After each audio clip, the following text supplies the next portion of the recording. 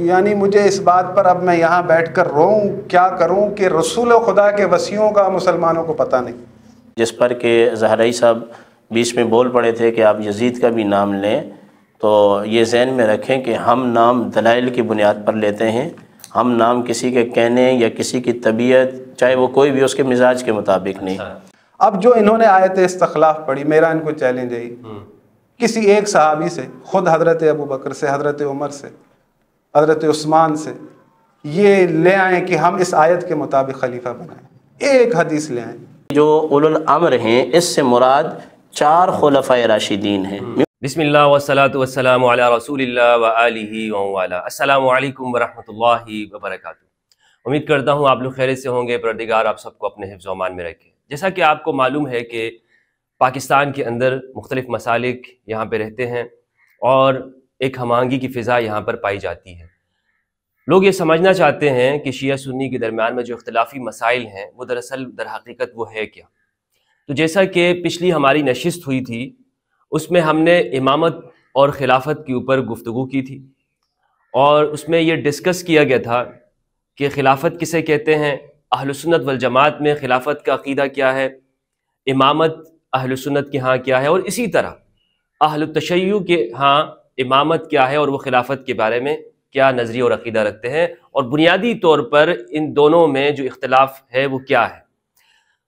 اسی حوالے سے ہمارے ساتھ پچھلے پروگرام کے اندر بھی جو شخصیات تھیں بڑی محترم ہیں اہل سنت اور اہل تشیع دونوں میں، جو ہمارے شیعہ برادران میں سے ہیں جناب علامہ حافظ سجاد زہرائی صاحب حافظہ اللہ، یہ ہمارے ساتھ موجود ہیں، اس پروگرام میں بھی ہیں اور اہل سنت کی نمائندگی کر رہے ہیں. بہت ہی قابل احترام شخصیت ہیں ہمارے لیے اور جانی پہچانی شخصیت ہیں جناب علامہ مولانا عبدالقادر ہزاروی صاحب حافظہ اللہ. تو میں بغیر کسی تمہیدی گفتگو کے پروگرام کو آگے بڑھانا چاہوں گا کیونکہ پہلی جو نشست ہے وہ ہماری ہو چکی ہے، وہیں سے اس کو ہم یہ اس کا پارٹ 2 آپ اس کو سمجھیے گا خلافت اور امامت کے موضوع کے اوپر. حضرت بہت شکر گزار ہوں آپ کا کہ آپ نے اپنا وقت عنایت کیا. السلام علیکم ورحمۃ اللہ. وعلیکم السلام ورحمۃ اللہ. خیریت سے ہیں آپ؟ ٹھیک ٹھاک ہیں؟ جزاک اللہ، بارک اللہ. علامہ صاحب السلام علیکم ورحمۃ اللہ. وعلیکم السلام. امید کرتا ہوں کہ آپ بھی خیریت سے ہوں گے. الحمدللہ. پروردگار آپ کو سلامت رکھے. تو جیسا کہ آپ کو معلوم ہے کہ ہماری جو نشست ہوئی تھی وہ اس موضوع کے اوپر تھی کہ خلافت اور امامت اہل تشیع اور اہل سنت کی نظر میں. ماشاءاللہ سے لوگوں نے بہت پسند کیا علامہ صاحب. لوگوں نے جو میرے پاس فیڈ بیک آیا ہے وہ دونوں شخصیات کے حوالے سے، علامہ عبدالقادر کے حوالے سے بھی اور آپ کے، کہ ماشاءاللہ جوڑی جو ہے وہ دونوں آپس میں بڑے پرامن انداز میں آپ نے گفتگو کی ہے اور اس میں آپ کے انداز کو بہت پسند کیا گیا. علامہ عبدالقادر کے جو جوابات ہیں ماشاءاللہ سے انہوں نے جس طرح سے دلائل دیے اور جو گفتگو کی بہت پسند کیا گیا آپ دونوں کو. میں ان کا فین ہوں. اچھا آپ ان کے فین ہیں. چلے تو بالکل جہاں پہ ہم نے گفتگو کو چھوڑا تھا وہیں سے ہم آغاز کریں گے آگے کی طرف، اور وہ یہ ہے کہ انہوں نے محترم جناب عبدالقادر ہزاروی صاحب نے یہ اپنے اہل سنت کی جانب سے جو خلافت کی شرائط ہیں وہ پیش کی تھی آپ کے ساتھ. جی جی. کہ اہل سنت میں خلافت کی کیا شرائط ہے، اور انہوں نے آپ سے پوچھا تھا کہ خلافت کی شرائط بتائیں. تو آج آپ ہمیں یہ بتائیں کہ جو اہل تشیع ہیں ان کے ہاں خلافت کی کیا شرائط ہے. بسم اللہ. بسم اللہ الرحمن الرحیم. الحمدللہ رب العالمین والصلاة والسلام علی سید المرسلین وآلہ الطیبین الطاہرین المعصومین. دیکھیں پچھلا جو پروگرام ہوا، کبھی بعض اوقات ایسا ہوتا ہے کہ مصلحتاً کسی چیز کا جواب نہیں دیا جاتا کیونکہ ہماری شرائط جو ہیں وہ تھوڑی سی طویل ہیں. اور جیسا کہ مفتی صاحب نے شروع کیا تھا، ایک آیت پیش کی تھی، آیت استخلاف. پھر اس میں انہوں نے اس بات کو واضح کیا کہ خلیفہ بنانا اللہ کا کام ہے اور اللہ نے بنایا ہے. تو اس میں کچھ سوالات ہم نے اٹھائے تھے جس کے جوابات نہیں ملے تھے. انشاءاللہ امید کرتے ہیں کہ مفتی صاحب آج ان کے جوابات دیں گے. دوسری یہ چیز ہوئی تھی کہ رسول خدا صلی اللہ علیہ وآلہ وسلم کی وصیت کی بات ہوئی تھی. جی. کہ متفق علیہ یہ حدیث موجود ہے کہ رسول خدا نے فرمایا کہ میرے بعد میرے 12 خلفاء ہوں گے، 12 جانشین ہوں گے. تو ہم نے سوال کیا تو مفتی صاحب نے 8 کا جواب دیا کہ 8 جو ہیں خلفاء ہیں، 4 کا ہمیں پتہ نہیں. تو پھر یہ میں سوچ رہا تھا کہ جو ہم نے اسکول میں پڑھا، جو بچے اسکول میں پڑھتے ہیں، جو سلیبس ہے اس میں مسلمانوں کے 4 خلفاء بتائے جاتے ہیں۔ تو میں یہ چاہ رہا ہوں کہ مفتی صاحب اس بات پر احتجاج کریں کہ جو 4 بتائے جا رہے ہیں وہ 8 بتائے جائیں، کیونکہ 4 کا نہیں پتہ۔ دوسری بات یہ کہ یہ جو بات کہی گئی تھی کہ 8 خلفاء ہیں، یہ پھر اس آیت کے مطابق بھی ہونے چاہیے کہ ان کو اللہ نے بنایا ہے، تائید ملنی چاہیے۔ شرائط جو مفتی صاحب نے بتائی تھی ان میں سے پہلی شرط جو انہوں نے بتائی تھی کہ مرد ہو، قریشی ہو، اور اس کے بعد انہوں نے کہا کہ آزاد ہو، غلام۔ یہ ساری کی ساری تمام شرائط مفتی صاحب کے پاس ان کے پاس موجود ہیں، تو ہم ان کی ان تمام عقائد کا، ان شرائط کا احترام کرتے ہیں، لیکن ہمارے پاس یہ معیار نہیں ہے شرائط کا۔ ہمارے پاس جو پہلی شرط ہے وہ اول یہ ہے کہ امام جو خلیفہ بنے گا وہ معصوم ہونا چاہیے۔ اس چیز کو میں نے وعدے بھی کیا تھا، مجھے اس بات کا خیال تھا کہ جو پچھلے پروگرام ہوئے ہیں میرے پوڈ کاسٹ مفتی عبدالباقی صاحب کے ساتھ، وہ انہوں نے دیکھے ہوں گے، جن میں شرائط بتا چکا تھا، اور میں بارہا وہ شرائط ہی بتا رہا تھا جو آیات قرآنی پڑھ رہا تھا آپ کے سامنے۔ پہلی جو شرط ہے وہ معصوم ہونا ہے۔ دوسری شرط ہے شجر طیبہ میں سے ہونا، کیونکہ اصول کافی کے اندر پورا باب ہے، کلینی علیہ الرحمٰن نے پورا ایک باب لکھا ہے کتاب الحجت کے اندر۔ دوسری بات یہ کہ معصوم کے بعد شجر طیبہ سے ہونا چاہیے، وہی جس طرح سے، کیونکہ حضرت ابراہیم علیہ السلام نے اللہ رب العالمین سے مانگی تھی امامت، تو اللہ رب العالمین نے ان کی دعا کو مستجاب کیا اور کہا کہ لا ینال عہد الظالمین، کہ امامت کا عہدہ ظالموں کی طرف نہیں جائے گا۔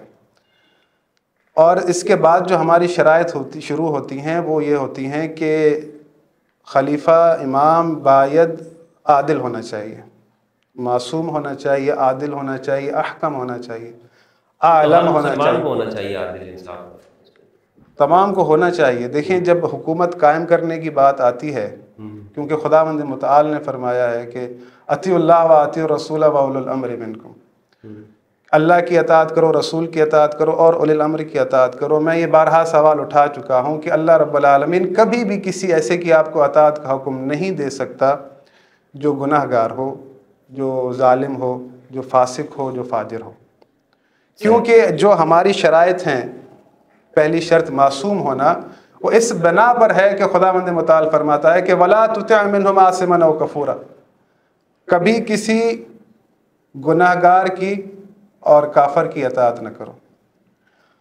ہماری شرائط میں یہ بھی موجود ہے کہ وہ شخص جو ہوائے نفس کا پیروکار ہے وہ خلیفہ امام نہیں ہو سکتا، کیونکہ خداوند متعال سورہ کاف میں فرماتا ہے کہ وَلَا تُطِعْ مَنْ أَغْفَلْنَا قَلْبُهُ عَنْ ذِكْرِنَا وَاتَّبَعَ هَوَاهُ وَكَانَ أَمْرُهُ فُرُطًا، ایسے کسی کی اطاعت نہ کرو جس کا قلب ذکر خدا سے خالی ہو اور جو اپنے ہوائے نفس کا پیروکار ہو۔ شجر طیبہ کا میں نے ذکر کیا حضرت آدم سے لے کر کے، کیونکہ انہوں نے دعا مانگی تھی ربنا وجعلنا مسلمین لک ومن ذریتنا امۃ مسلمۃ لک، یعنی اس نے کبھی شرک نہ کیا ہو، اس جماعت مسلمین میں سے ہو۔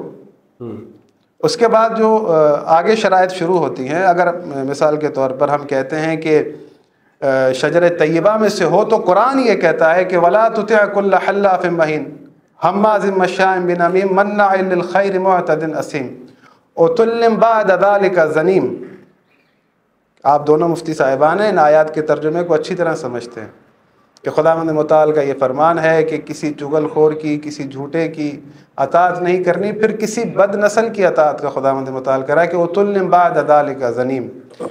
اب جب ہم اس آیت کو پڑھتے ہیں کہ اللہ نے اطاعت واجب کی ہے، تو ہمیں لازمی طور پر ان آیات کو ذہن میں رکھنا چاہیے کہ جس کی اطاعت کا ہمیں حکم دیا جا رہا ہے وہ ان شرائط پر پورا ہونا چاہیے۔ صحیح، شجر طیبہ میں سے ہونا چاہیے، عادل ہونا چاہیے، شجاع ہونا چاہیے، کیونکہ خداوند متعال نے جو جہاد کرنے والا ہے، جو جہاد میں ثابت قدم رہنے والا ہے، اس کو جو ہے وہ جو پیچھے رہ جاتے ہیں ان سے مقدم رکھا ہے کہ لا یستوون عند اللہ، جو بھی اللہ کی راہ میں جہاد کرتے ہیں دونوں برابر نہیں ہیں، جو گھر میں بیٹھا ہے اور جو میدان میں ہے، اور میدان میں بھی ثابت قدم ہے، اور اس کے علاوہ جو میدان میں ثابت قدم نہیں ہے، دونوں برابر نہیں ہیں۔ اگر ہم یہ کہتے ہیں کہ عالم ہو، تو خداوند متعال کا یہ فرمانا ہے کہ جو جانتا ہے حل یستوی الذین یعلمون والذین لا یعلمون، جو جانتا ہے جو نہیں جانتا دونوں برابر نہیں ہیں۔ صحیح۔ شجاعت کا ہونا بہت ضروری ہے۔ فخر رازی رحمۃ اللہ علیہ نے بھی اپنی تفسیر میں لکھا ہے، اس آیت کی تفسیر میں، کہ اولو الامر لازم ہے کہ یہ تقاضۂ فطرت ہے کہ اس کو شجاع بھی ہونا چاہیے، معصوم بھی ہونا چاہیے۔ پھر وہ اپنی آگے چل کے اس بیان کو بدل رہے ہیں۔ بہرحال اس کے علاوہ یہ جو میں نے شرائط بیان کی ہیں، شجر طیبہ سے ہونا، بنی ہاشم سے ہونا، یہ جو شرائط ہیں کہ مسلمان ہونا، ظاہری بات ہے کہ جو شخص مسلمانوں کا خلیفہ بنے گا تو وہ مسلمان ہی ہوگا۔ اللہ رب العالمین فرماتا ہے الرجال قوامون علی النساء، مرد عورتوں پر حاکم ہے، میں اپنے گھر پر اپنے فیملی پر حاکم ہوں، تو امت کا خلیفہ لازمی بات ہے مرد ہی ہوگا۔ اور اس کے بعد جو شرائط ہیں کہ آزاد ہو، غلام نہ ہو، تو خداوند متعال نے اس کو بھی منع کیا ہے کہ، اور اپنے کلام میں فرمایا ہے سورہ نحل کے اندر کہ خداوند متعال نے مثال بیان فرمائی ہے، فَلَا تَضْرِبُوا لِلَّهِ الْأَمْثَالَ إِنَّ اللَّهَ يَعْلَمُ وَأَنْتُمْ لَا تَعْلَمُونَ، کہ تم اللہ کے لیے جو ہے مثالیں مت دیا کرو، جو اللہ جانتا ہے تم نہیں جانتے۔ پھر خداوند متعال دو مردوں کی مثال دے رہا ہے، ضرب اللہ مثل الرجلین احدهما ابکم لا يقدر على شيء وهو قل على مولاه، کہ دو مرد ہیں جس میں سے ایک گنگا ہے، کسی چیز پر قدرت نہیں رکھتا، اینما یوجہ لا یاتی بخیر، اگر اس کا مالک اسے کہیں بھیجتا ہے تو خیر کی خبر نہیں لاتا۔ هل یستوی هو ومن یامر بالعدل وهو على صراط مستقیم، کیا یہ شخص جو کسی چیز پر قدرت نہیں رکھتا اور وہ جو عدل کرنے کا حکم دیتا ہے اور خود صراط مستقیم پر کھڑا ہے، دونوں برابر ہیں؟ تو خداوند متعال کا بھی یہ کمپیریزن ہے کہ انسانوں کے یعنی فکر کو، انسانوں کے شعور کو اجاگر کرے کہ وہ اس بات کو سوچیں کہ عدل کا امر کرنے والا اور جو کسی چیز پر قدرت نہیں رکھتا دونوں برابر نہیں۔ یہ تمام شرائط ہمارے اندر ہمارے پاس ہیں۔ ایک تو عالم کا ہونا، یعنی قضاوت میں سب سے آگے ہونا، احکم ہونا، شجاع ہونا، معصوم ہونا، شجر طیبہ سے ہونا، 4 ہو گئی، 5 یہ شرائط ہیں۔ اس کے علاوہ وارث قرآن ہونا، یہ بھی جو ہے باب کے اندر جو کتاب الحجت کلینی علیہ الرحمٰن نے لکھا ہے کہ اس کو تمام علوم قرآن کا پتہ ہو۔ طیبہ سے مراد بنی ہاشم کا ہونا، بنی ہاشم کا ہونا، وہ اس سلسلے سے چلنا جو حضرت ابراہیم سے چلا ہے، کیونکہ وعدہ حضرت ابراہیم سے ہوا ہے۔ اس کے بعد جو اور مزید شرائط میں لکھتے ہیں کہ یہ آیت بھی ہے ہمارے پاس کہ لوگوں کے اعمال کا شاہد ہونا، اور جو میں شرائط بتا رہا ہوں میں آپ کو معصوم ہونا بھی اس میں، معصوم ہونا بھی ہے، اور جو میں آپ کو شرائط بتا رہا ہوں وہ قرآن کی آیت ساتھ پڑھ رہا ہوں کہ ہمارے پاس یہ شرائط کیوں کی ہیں، اور انہوں نے شرع کے اندر یہ ساری چیزیں لکھی ہیں۔ ٹھیک ہے، ابھی اور جو لوگوں کا شاہد ہونا ہے اس کی آیت میں نے ابھی پڑھی نہیں ہے، اگر کہیں گے تو میں آپ کو پڑھ دوں۔ یہ آپ کی طرف سے جواب آ گیا کہ اہل تشیع میں جو شرائط امامت ہیں وہ کون سی ہیں، بڑی موٹی موٹی آپ نے بتا دی ہیں، جو کہ علامہ صاحب بھی اس کو مطلب ان کو بھی ان کے سامنے آ گئی ہیں۔ علامہ صاحب انہوں نے اپنی گفتگو کے اندر چند باتیں کی، اسی سے میں آگے بڑھنا چاہوں گا آپ کی جانب۔ یہ کہہ رہے ہیں کہ آپ نے پچھلی گفتگو میں یہ فرمایا تھا کہ 12 امام ہیں، اور آپ نے حضرت ابوبکر رضی اللہ عنہ کے حوالے سے یہ بات کی تھی کہ ان کی جو خلافت ہے وہ منصوص من اللہ ہے، یعنی وہ قرآن سے اور اللہ کی جانب سے منصوص ہے۔ اس پر انہوں نے اعتراض ایک یہ قائم کیا کہ اگر وہ منصوص من اللہ ہے اور 12 اماموں کی حدیث ہے تو پھر ہمیں بچوں کو یہ اسکول کی کتابوں میں بتایا جاتا ہے کہ خلفاء 4 ہیں، تو پھر اس پر آپ احتجاج کریں نا۔ بسم اللہ الرحمن الرحیم، صلی اللہ علی النبی الامی الرؤوف الرحیم وعلی آلہ وصحبہ وبارک وسلم۔ بہت شکریہ پہلے تو پروگرام میں مدعو کرنے کا۔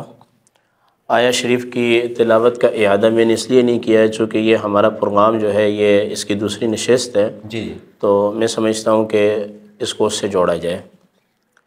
پہلی بات تو یہ چلے ہے، آپ آیت پڑھ بھی لیں، کوئی ہو سکتا ہے نئے دیکھنے والا ہو۔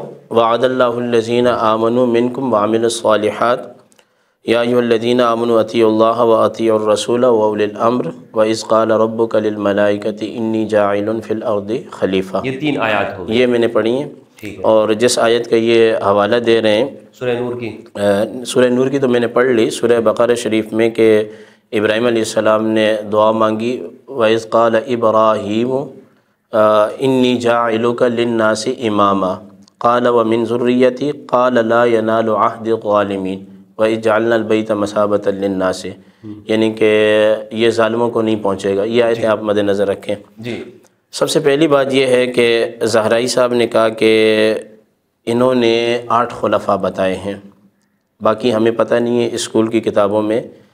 یہ یاد رکھ لیجئے گا کہ دیانت کا اور امانت کا تقاضا یہ ہے کہ میں نے گزشتہ نشست میں جتنی بات کی ہے خلافت راشدہ پر کی ہے، اور وہ 30 سال کا عرصہ ہے۔ انہوں نے پھر بات کو خلط ملط کر دیا۔ یہ نہیں ہونا چاہیے۔ جن کی اطاعت واجب ہے وہ جو ہیں 4 خلفاء ہیں، اور امام حسن رضی اللہ تعالیٰ عنہ کو ہم ضم کر دیتے ہیں مولا کائنات کی خلافت کے اندر۔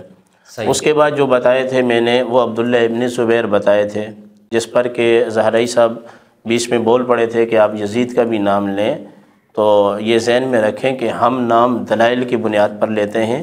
ہم نام کسی کے کہنے یا کسی کی طبیعت چاہے وہ کوئی بھی اس کے مزاج کے مطابق نہیں۔ پھر اس کے بعد عبداللہ ابن زبیر، پھر عمر بن عبدالعزیز، اور پھر جناب والا امام مہدی کا۔ امام جلال الدین سیوطی رحمہ اللہ نے اپنی کتاب کے اندر یہ بات ذکر فرمائی ہے کہ جو صحیح قول ہے وہ یہ ہے کہ سرکار دو عالم صلی اللہ علیہ وسلم نے جن 12 خلفاء کی بشارت دی ہے ان کی ترتیب جو ہے جو کتابوں میں لکھی گئی ہے وہ نہیں ہے 4 تک ترتیب، یعنی کہ امام حسن کو ملا کر اور امام مہدی کا انتظار ہو، امام حسن کو ملا کے 5 ہو گئے، اور امام مہدی کا انتظار ہے کہ جب وہ قرب قیامت جو ہے پیدا ہوں گے تو وہ 6 ہیں۔ اور اس حدیث پاک کو آپ جوڑیں گے، عبداللہ ابن عباس کی ایک حدیث پاک بھی ہے کہ جو خلفاء ہوں گے وہ 6 پر جا کے وہ کمپلیٹ ہوں گے، اور پھر اس میں خلافت عباسیہ کے اندر بھی صفاح سے لے کر ہارون رشید تک وہ کمپلیٹ ہو رہے ہیں۔ یہ بھی ایک بات ہے۔ رہی یہ بات کہ نصاب کے اندر ہمیں 4 بتائے جاتے ہیں، یعنی وہ 6 پہلے والے مل کر اور ہارون رشید تک 6 الگ ہے، ہر کڑی کے اندر، ہر کڑی کے 12 ہو گئے اس طرح پورا۔ نہیں 12 اس کی میں بات نہیں کر رہا، یہ میں الگ حدیث بیان کر رہا ہوں۔ 12 کا تو میں نے آپ کو بتا دیا کہ وہ ہوں گے جو علی منہاج النبوہ ہوں گے، 12 علی منہاج النبوہ ہوں گے۔ اور یہ بھی میں آپ کو بتا دوں کہ ان کے عقیدے کے مطابق جو 12 معصومین ہیں ان میں سے سوائے امام حسن اور مولا کائنات کے علاوہ کسی کو بھی حکومت نہیں ملی، جس پر آپ نے جرا کی تھی، بول پڑے تھے کہ کیا زیادتی نہیں ہوئی، تو میں نے جواباً کہا تھا ہاں بالکل زیادتی ہوئی ہے۔ تو یہ جو خلفاء ہیں یہ اس کو معمول کرتے ہیں امامت پر۔ اہل تشیع کے ہاں نظریہ امامت الگ ہے، اور ہمارے ہاں وہ اہل بیت کے امام ہیں، سرکار دو علیہ وسلم کی نسل پاک کے امام ہیں، جہاں حضور علیہ السلام نے متفق علیہ جو حدیث پاک ہے کہ 12 خلفاء ہوں گے، اس سے وہ 12 خلفاء مراد ہیں کہ جن کے ہاتھ میں خلافت بھی آئی ہو، اور وہ سرکار دو عالم صلی اللہ علیہ وسلم کے نائب بنے ہوں، مصلی پر بھی اور ملک کی حکومت پر بھی، اور ان کے زمانے کے اندر دنیا میں کوئی دوسرا خلیفہ بھی نہیں ہوگا۔ اصل بات یہ ہے کہ جو بات سمجھنے کی ہے وہ یہ ہے کہ وہ جو 12 خلفاء ہیں ان میں سے ایک بھی ہوگا تو دوسرا کوئی خلیفہ نہیں ہوگا۔ یہی وجہ ہے کہ میں نے پچھلی گفتگو کے اندر آپ سے یہ کہا تھا کہ امیر معاویہ رضی اللہ تعالیٰ عنہ کو آپ نے کہا کہ اس میں آپ شامل کرتے ہیں، تو میں نے کہا اس میں ہم شامل نہیں کرتے، وہ ملوکیت ہے، اس پر ہم بعد میں بات کریں گے۔ تو پہلی بات تو یہ کلیئر ہو گئی کہ یہ جو اولو الامر ہیں اس سے مراد 4 خلفاء راشدین ہیں، میں اسی پہ فوکس کر رہا ہوں۔ اور قرآن کی اس آیت کی جو تفصیل ہے وہ اس حدیث کے اندر ہے کہ میری طرز پر خلافت 30 سال تک رہے گی، اور امام مہدی کی خلافت کی جانب جو احادیث طیبہ اشارہ کر رہی ہیں وہ ہماری دیگر مقامات پر جو ہیں وہ موجود ہیں۔ ایک بات تو مکمل ہو گئی۔ دوسری بات یہ ہے کہ حکومت پاکستان نے جو نصاب بنایا ہوا ہے، میں نے تو اتنا اسکول پڑھا نہیں ہے، ہاں تو میں آپ کو سچی بات بتاؤں کہ یہ خلفاء راشدین کے نام جو ہیں باقاعدہ، یہ تو تنظیم المدارس اہل سنت کے اندر بھی باقاعدہ پلاننگ کے تحت نہیں پڑھائے جاتے۔ آپ نے خود نصاب پڑھا ہے، جامعۃ الرشید میں بھی پڑھتے رہے ہیں، آپ دارالعلوم نعیمیہ میں نے آپ کی ایک ویڈیو دیکھی تھی، نہیں اس حوالے سے بات کر رہا ہوں۔ تو باقاعدہ کوئی ایسے کہ بھائی یہ ہیں ایسا کوئی بھی نصاب نہیں پڑھایا جاتا۔ اب جہاں تک اسکول کا معاملہ ہے، یہ کہہ رہے ہیں کہ اسکول کا معاملہ ہے، اس پر احتجاج کریں، تو ہم کیوں احتجاج کریں؟ نہیں سنیں، آپ میری گفتگو میں بولیں گے نہیں، ہمیں ظاہر ہے نقص وارد کروں، ہم کیوں احتجاج کریں؟ اگر پنجاب بورڈ کو، سندھ بورڈ کو، خیبر پختونخوا بورڈ کو اللہ تعالیٰ نے ہدایت دی ہے کہ انہوں نے 4 خلفاء راشدین جو کہ سرکار دو عالم صلی اللہ علیہ وسلم کی طرز پر حکومت کر کے گئے ہیں، انہوں نے 4 کا ذکر کیا ہے، اور مسلمانوں کو یہ بات پڑھائی جاتی ہے، یہ تو بہت اچھی بات ہے۔ یہ تو بہت اچھی بات ہے، کیونکہ 4 خلفائے راشدین الگ ہیں، 12 والی جو حدیث پاک ہے وہ الگ ہے۔ ہم اس چیز کو اس کے ساتھ خلط مت نہیں کریں گے۔ اور میں آپ کے پروگرام کی وساطت سے اچھا یہیں سے میں ایک سوال آ رہا ہے میرے ذہن میں، یہ جو 4 ہے آپ نے کہا کہ یہ اس طریقے پر ہوں گے علی منہاج نبوہ، یعنی جس طرح رسول اللہ نے دنیا میں حکومت کی، جی جی بالکل ریاست چلائی، جی جی۔ یہ 4، اور وہ جو 12 والے ہیں وہ ان 4 کے علاوہ یعنی 8 اور ہیں یا وہ 12 ہی الگ ہیں؟ نہیں، وہ 8 اور ہیں، وہ 8 اور ہیں، ان کا پتہ نہیں ہے وہ اس طریقے پر نہیں ہوں گے؟ ہاں اس طریقے پر، کیونکہ سرکار نے ان 4 کو، طریقہ یہی ہے، سنیں طریقہ یہی ہے، سرکار دو عالم صلی اللہ علیہ وسلم نے ان میں سے 4 کو بیان فرمایا ہے، وہ 30 سال والی جو حدیث پاک ہے اس کو بیان کیا ہے، اور امام مہدی رضی اللہ تعالیٰ عنہ کو سرکار دو عالم صلی اللہ علیہ وسلم نے قرب قیامت میں بیان فرمایا ہے۔ لیکن ان کا تو بتا دیا نا حضور نے۔ ہاں بتا دیا نا، میں یہ کہہ رہا ہوں کہ ساتھ ملا کر کے ایک ہی پیرائے میں 4 خلفاء کو ذکر کیا ہے، اور جو عمر بن عبدالعزیز کو اور جناب عبداللہ ابن زبیر کو ہم کہتے ہیں اس طرز پر، یعنی کہ جو سرکار کی اعلیٰ مناج نبوہ ہے، وہ ہم ان کی خلافتوں کے تاریخی واقعات اور ان کی طرز حکمرانی کو پڑھ کر ہم اس بات کی طرف آتے ہیں کہ وہ خلافت بھی جو ہے وہ اسی نہج پر تھی۔ اچھا بیچ میں آپ ٹوکیے گا نہیں، یہاں بہت اچھی بات ہے جہاں 4 خلفائے راشدین کا پڑھنا چاہیے، اور آپ کے پروگرام کی وسادت سے میں یہ بھی کہنا چاہوں گا کہ جیسے 21 رمضان آتا ہے تو مولا کائنات سیدنا علی المرتضیٰ حیدر کرار رضی اللہ تعالیٰ عنہ کا یوم شہادت اور عام تعطیل کا اعلان ہوتا ہے، تو نصاب میں اس کو رہنا چاہیے۔ اب میں یہ مطالبہ کر رہا ہوں آپ کے پروگرام کی وساطت سے کہ سنیں کہ شہباز شریف صاحب جو ہیں وہ آنے والے وزیر اعظم ہیں، کہ یہ جناب سیدنا صدیق اکبر رضی اللہ تعالیٰ عنہ کا یوم، اس پر بھی عام تعطیل کا اعلان کیا جائے، جناب حضرت عمر کا اور جناب عثمان رضی اللہ تعالیٰ عنہ کا اس پر بھی عام تعطیل کا اعلان کیا جائے، اور یوم عاشوراء کو، ربیع الاول شریف کو، مولا کائنات کی جو شہادت کے ایام میں ان کو شایان شان اور سرکاری سطح پر جو ہے یہ منایا جائے اور ان کے معاملات کو داخل کیا جائے۔ یہاں تک تو بات ہوگی مکمل۔ امام راضی رضی اللہ تعالیٰ عنہ، امام راضی رضی اللہ تعالیٰ عنہ، دیکھیں آپ جو مجھ سے کریں گے اس پہ پھر بولیں گے نہیں۔ امام راضی رحمۃ اللہ رضی اللہ کے بیٹھا میں، امام راضی رحمہ اللہ پر انہوں نے بہتان تراشی کی ہے۔ امام راضی رحمہ اللہ نے اپنی کتاب کے اندر کہیں بھی یہ بات نہیں لکھی کہ خلیفہ جو ہے معصوم ہونا چاہیے۔ میں سمجھتا ہوں کہ یہ ایک انہوں نے چٹکلا چھوڑا ہے، اور چھوڑنے کے بعد کہا کہ آگے جا کے امام راضی نے اپنا بیان بدل دیا ہے، ایک بات۔ دوسری بات یہ ہے کہ انہوں نے جو سورۃ القلم کی آیات طیبات پڑھی ہیں وہ تو اس ولد الزنا، اردو زبان میں جس کو ہم بول دوں حرامی سے تعبیر کرتے ہیں، حالانکہ عربی زبان کے اندر حرام لفظ جو ہے یہ حرمت اور عزت کی وجہ سے ہے، تو اس کا سارا انہوں نے لا کے یہاں خلافت میں کر دیا۔ دوسری بات یہ ہے کہ انہوں نے کہا کلینی نے یہ لکھا ہے، میں اب بھی یہ کہہ رہا ہوں، بڑے وثوق کے ساتھ کہہ رہا ہوں، آپ خود دیکھیے گا، میرے پاس کتابیں موجود ہیں۔ حضرت کلینی نے اپنی کتاب کے اندر یہ جو شرائط آج بیان کر رہے ہیں ان میں سے کوئی شرط اس طریقے سے بیان نہیں کی ہے۔ ہم نے جو پڑھا ہے کہ 7 شرائط وہ ہیں، 7ویں اہل تشیع کے یہاں بھی ہے، صرف وہ قریش کی جگہ جو ہے وہ کہلاتے ہیں ہاشمی جو ہے اس کا ذکر کرتے ہیں، ایک بات۔ دوسری بات انہوں نے کہا وعد اللہ الذین آمنوا منکم وعملوا الصالحات، اس پر میں نے سوالات اٹھائے تو کوئی جواب نہیں آیا۔ ان کی طرف سے پروگرام دیکھ لیا جائے پچھلی نشست، ایک سوال بھی نہیں، بلکہ میرے سوالات کے جوابات جو ہے انہوں نے نہیں دیے۔ اب دیکھیں نا آج کل پیر مہر علی شاہ صاحب رحمۃ اللہ تعالیٰ علیہ کا نام آپ نے سنا ہوگا، بہت بڑے عالم تھے، عالم ربانی تھے، قادیانیوں کے خلاف آپ کا بڑا کام ہے۔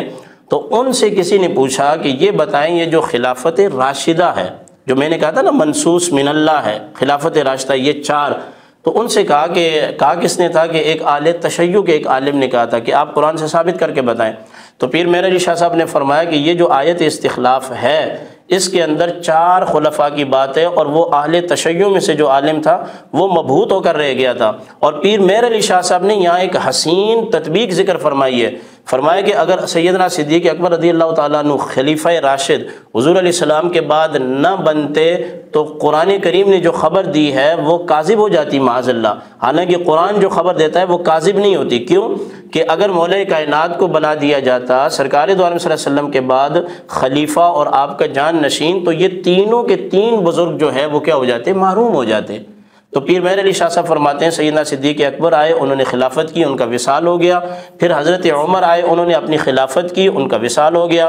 پھر حضرت عثمان رضی اللہ تعالیٰ عنہ آئے، انہوں نے اپنی خلافت کی، ان کا وصال ہو گیا۔ پھر مولا کائنات آئے، انہوں نے اپنی خلافت کی، ان کا وصال ہو گیا۔ تو پیر مہر علی شاہ صاحب رحمۃ اللہ تعالیٰ علیہ فرماتے ہیں آیت استخلاف کے اندر جو وعدہ کیا گیا تھا اللہ پاک نے ان 4 برگزیدہ ہستیوں کی موت، وصال اور زندگی کا فیصلہ بھی اسی طرح فرمایا۔ اگر ایک کو پہلے مل جاتی، دوسرا معروم ہو جاتا، اللہ پاک کی طرف سے یہ ایک حسین ترتیب ہے، یہ ذکر فرمایا ہے پیر مہر علی شاہ صاحب نے۔ دوسری بات جو انہوں نے کی ہے کہ کشجرۃ طیبہ، شجرہ طیبہ، تو یہ ثابت کر کے بتائیں کہ ان 4 صحابہ کا جو سلسلہ ہے نسب ہے وہ جا کے ابراہیم علیہ السلام سے ملتا ہے یا نہیں ملتا؟ وہ جا کے ڈائریکٹ ابراہیم علیہ السلام سے ملتا ہے۔ سیدنا صدیق اکبر کا بھی، چاروں خلفاء کا، امام حسن کا تو ملتا ہی ہے۔ پھر میں آگے آپ کو ایک بات بتاؤں، میں نقص وارد کر رہا ہوں، اس کا جواب یہ کیا کہ جتنے بھی اہل تشیع کے مجتہدین ہیں یہ آج تک مجھے اس کا جواب نہیں دے سکتے جو بات آج میں کرنے جا رہا ہوں۔ یہ شجرہ طیبہ سے جو لڑی مراد لے رہے ہیں وہ لڑی سرکار کے نسب کی مراد لے رہے ہیں، یعنی سرکار دو عالم صلی اللہ علیہ وسلم کے بیٹے ہیں سیدنا اسماعیل علیہ السلام، پھر اس کے بعد کنانہ، پھر اس کے بعد قریش۔ میں مختصر کر رہا ہوں۔ پھر قریش میں سے عبد المطلب میں سے جو ہے وہ جناب والا عبداللہ ہیں، اور پھر عبداللہ میں سے محمد الرسول اللہ صلی اللہ تعالیٰ علیہ وسلم ہیں، اور محمد الرسول اللہ سے بی بی پاک فاطمہ الزہرا رضی اللہ تعالیٰ عنہا ہیں۔ اگر یہ شجرہ طیبہ کو شرط رکھتے ہیں تو جناب مولا کائنات ان کے کہنے کے مطابق خلافت کی اس لڑی سے نکل جاتے ہیں، کیونکہ مولا کائنات جو ہیں وہ بیٹے ہیں جناب ابو طالب کے، اور سرکار دو عالم صلی اللہ علیہ وسلم کا جو شجرہ طیبہ چل رہا ہے وہ بی بی پاک فاطمہ الزہرا سے امام حسن کو جا رہا ہے، امام حسین کو جا رہا ہے، امام محسن جو ہے وہ صغر سنی کے اندر جو ہے وہ انتقال کر گئے تھے۔ پھر اس کے بعد یہ سلسلہ نسب جو ہے کربلا کے بعد حضرت امام حسن مثنیٰ سے ہوتا ہوا جو حسنی سادات ہیں، اور جناب والا حضرت امام زین العابدین سے ہوتا ہوا یہ سلسلہ جا رہا ہے۔ تو پہلی بات تو یہ ہے کہ کلینی نے شجرہ طیبہ ذکر نہیں کیا، یہ میں آپ کو بتا دوں۔ ہاں کلینی نے یہ ضرور کہا ہے کہ وہ شجاعت والا ہو، تو شجاعت والا تو میں بیان کر چکا کہ خلیفہ قادر ہونا چاہیے۔ جب ہم قدرت کی بات کہتے ہیں تو اس کے اندر تمام چیزیں آ جاتی ہیں۔ میں سمجھتا ہوں کہ زہرائی صاحب آج بھی ان شرائط کو یا تو پڑھ کے نہیں آئے یا بیان نہیں کر سکے یا بیان کرنا نہیں چاہتے ہیں، تو میرے سامنے جو شرائط ہیں وہ تو یہ ہیں۔ تو پھر مجھے یہ بھی بتایا جائے کہ مولا کائنات سے اس سے نکل جاتے ہیں، شجرہ طیبہ سے مولا کائنات نکل جاتے ہیں، کیونکہ یہ متفق علیہ مسئلہ ہے کہ سرکار دو عالم صلی اللہ علیہ وسلم کا سلسلہ نسب بی بی پاک فاطمہ الزہرا سے سرکار دو عالم صلی اللہ علیہ وسلم سے جا کے ملے گا، اور اس کی سب سے بڑی دلیل اہل سنت اور شیعہ حضرات کے نزدیک یہ ہے کہ جو علوی سادات ہیں یعنی کہ محمد بن حنفیہ یہ جو دیگر ہیں، مجھے آج زہرائی صاحب امانتاً دیانتاً یہ بات بتا دیں کہ مولا کائنات کی جو نسل سیدہ فاطمہ الزہرا کے علاوہ دیگر بیویوں سے ہے، کیا ان کا مقام اور مرتبہ وہی ہے جو امام حسن کا ہے اور امام حسین کا ہے؟ یہاں آ کے تو معاملہ الگ ہو گیا۔ پہلی بات تو یہ ہے کہ یہ آیت استخلاف کا بتائیں مجھے، اور دوسری بات یہ ہے کہ اس پر انہوں نے کوئی سوال نہیں کیا۔ میں چاہوں گا کہ علامہ صاحب یہ آیت استخلاف کے اوپر بات ہو، اور دونوں کو میرے خیال میں 15 منٹ وقت ملے گا۔ ابھی میں یہاں پہ ٹائمر بھی لگا دوں گا تاکہ 10 منٹ ہم گفتگو کریں، ٹائمر میرے سامنے ہوگا۔ تو مفتی صاحب کی بات 10 سے بڑھ گئی ہے؟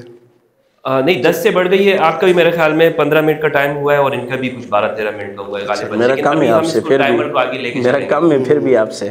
چلیں ابھی اب نیکسٹ ہم اس کا خیال رکھتے ہیں۔ علامہ صاحب یہ جو آپ نے کہی ہے نا آیت استخلاف، اسی کے اوپر میں آگے چلتا ہوں سوال لے کر، اس پر نقص وارد کریں گے، ٹھیک ہے؟ اور تھوڑا سا مجھے یہ ہے کہ یہ جو پڑھ رہے ہیں نا قرآن کریم سے جتنی آیتیں، یہ کافروں والی آیتیں پڑھ کے یہ لے لیں گے۔ پچھلی دفعہ بھی آپ میں سن لیں، میری بات پوری سن لیں نا۔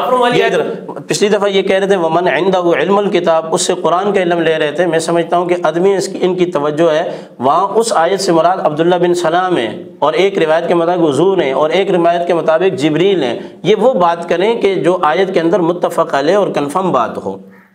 ایسے تو پورا قرآن یہ پڑھتے رہیں گے ماشاءاللہ، اچھی بات ہے، آپ سنتے رہیں گے۔ علامہ صاحب جو سوال جو انہوں نے کیا اس کا آپ نے جو میں نے آپ سے کیا تھا اس کا جواب نہیں ملا کہ آپ نے جو منصوص کی جو بات کی تھی وہ بتا دیا میں نے آیت استخلاف سے، یہ 4 منصوص۔ جی ٹھیک ہے، چلے آپ کی طرف سے جواب آ گیا. اور جو حدیث منسوس ہے 12 والی، صحیح، وہ اللہ تعالیٰ نے ایسا معاملہ چھوڑا ہے کہ قرب قیامت یہ زمین پر آتے رہیں گے، خود بخود لوگ ان کی طرف متوجہ ہوں گے. اور امام مہدی کا یہ نوٹ کر لیں تھوڑا، امام مہدی تو خلافت سے انکار کر دیں گے کہ جائیں بھائی میری طرف ہم آگے اس کے باوجود ان کو زبردستی امام بنایا جائے گا. فرما رہے ہیں کہ یہ جو 4 خلفائے راشدین ہیں، جو پہلے سنت خلفائے راشدین کہتے ہیں، یہ منسوس میں رکھا ہے. پچھلے پروگرام میں انہوں نے یہ بات کی تھی کہ صرف حضرت ابوبکر کے حوالے سے کہ وہ منسوس من اللہ ہے. نہیں، میں نے 4 کی بات کی ہے، سن لیں آپ پروگرام. میں نے 4 امام حسن کو بھی شامل کیا میں نے، کہ یہ اللہ کی جانب سے، یہ اللہ کی جانب. وعد اللہ الذین، جیسے پیر میر علی شاہ صاحب کا میں نے حوالہ دیا ہے، یہ اس آیت میں ہیں، 4 اس میں ہیں. ٹھیک ہے. تو یہ کہہ رہے ہیں کہ یہ جو اہل سنت کے ہاں 4 خلفاء ہیں، اس میں امام علی بھی ہیں اور امام حسن بھی ہیں، ان کو شامل کر کے 5، یہ منسوس من اللہ. تو اب آپ بتائیے گا کہ کیا آپ کو کیا اعتراض ہے ان کے منسوس من اللہ ہونے میں؟ دیکھیں، میں چاہ رہا ہوں کہ جو دھاگا مفتی صاحب نے الجھایا ہے نا، تو اس کو جو ہے وہ صحیح طریقے سے کھول دیا جائے. میں یہ چاہتا ہوں کہ مفتی صاحب مناظر نہ بنے جیسے ٹپیکل لوگ مناظرہ کرتے ہیں نا. اگر مفتی صاحب کی دلیل میرے لیے بہت بہترین ہوگی، منطقی ہوگی، قرآن کے مطابق ہوگی، میں تسلیم کروں گا. یہ جو مفتی صاحب نے بات کہی ہے کہ آیت استخلاف والی، وہ ساری چیزیں میں نے لکھ لی ہیں. پہلے تو میں اسٹارٹ کروں گا کہ 30 سال والی جو روایت ہے، میں نے جو ان سے سوال کیا، میرے سوال تو ہوا میں اڑ جاتے ہیں. بھائی میں نے ان سے یہ سوال کیا تھا، آپ یہ کہہ رہے ہیں کہ رسول خدا نے فرمایا ہے کہ خلافت جو میری سنت کے مطابق رہے گی 30 سال. میں نے یہ کہا تھا کہ رسول خدا کا واضح فرمان ہے میرے بعد میرے 12 جانشین ہوں گے، تو یہ 12 جانشین سب کو رسول خدا کی سنت کے مطابق حکومت کرنی چاہیے، خلافت ملنی چاہیے. تو پھر یہ 4 کیوں؟ وہ پھر 30 سال میں 12 کی مدت کو پورا کیا جائے. وہ 12 کی مدت کا یہ قیامت تک جواب نہیں دے سکتے. کیوں؟ اگر یہ حضرت عبداللہ ابن زبیر، حضرت عمر بن عبدالعزیز اور امام مہدی کو بھی شامل کر رہے ہیں تو 30 سال میں یہ نہیں آ رہے، تو 30 سال کی مدت سے باہر نکل گئے. چلو امام مہدی کو بھی کیسے شامل کریں گے؟ 30 سال کی مدت سے باہر نکل گئے. اب رسول خدا کے فرمان کے مطابق یہ منہاج النبوہ تو نہ ہوگی نا ان کی خلافت، کیونکہ وہ 30 سال کی مدت سے نکلے ہوئے. یہاں پر اب یہ کون سی نئی حدیث لائیں گے؟ 30 سال صرف خلفائے راشدین کے لیے. میں یہ کہہ رہا ہوں نا، یہ خلط مت کر. آپ کے ٹائم میں نہیں بولا، چلیں ٹھیک ہے، میں نہیں بولا، بڑے تحمل کے ساتھ سنائے. آپ پچھلے والا کام نہ کریں. دیکھیں بات یہ ہے کہ میں یہ کہہ رہا ہوں کہ دیکھیں یہ 30 سال والی حدیث جو ہے، اب یہاں پر جو ہے نا ایک الجھن ہے کہ رسول خدا نے فرمایا کہ جو ہے وہ 30 سال تک خلافت رہے گی. 30 سال تک کیوں؟ جب رسول خدا نے 12 کہے ہیں تو 12 تک میں نے اس طرز پر رہنی چاہیے نا.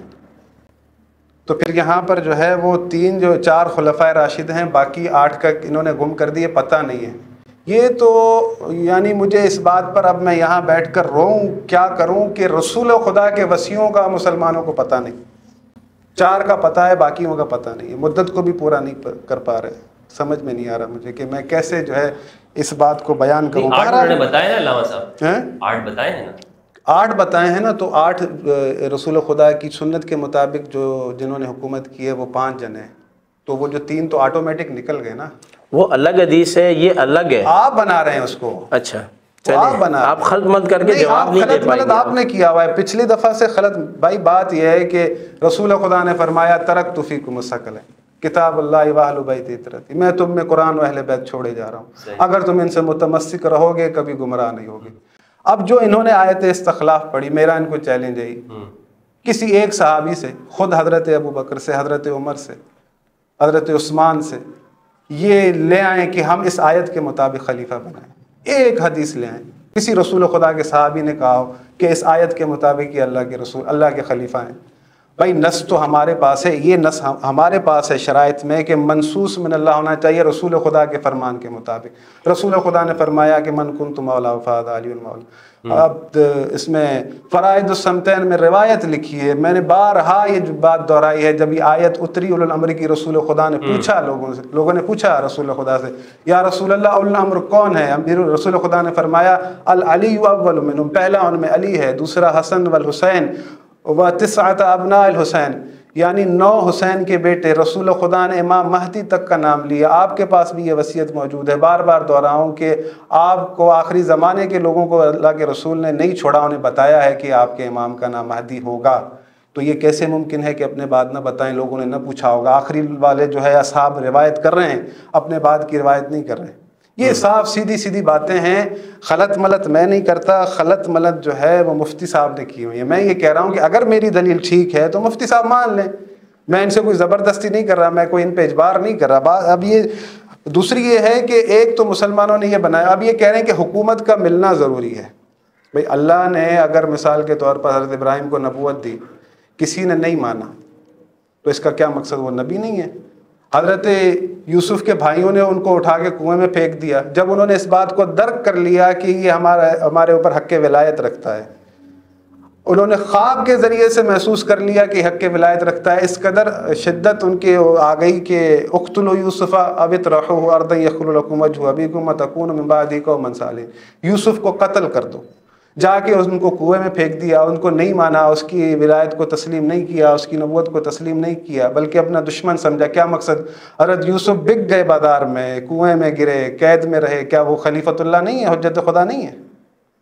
بھائی لوگوں کا نہ ماننا اس بات کی دلیل تھوڑی ہے۔ حضرت نوح کے بیٹے نے ان کو نہیں مانا، کیا مقصد اس کا؟ حضرت نوح نبی نہیں ہے؟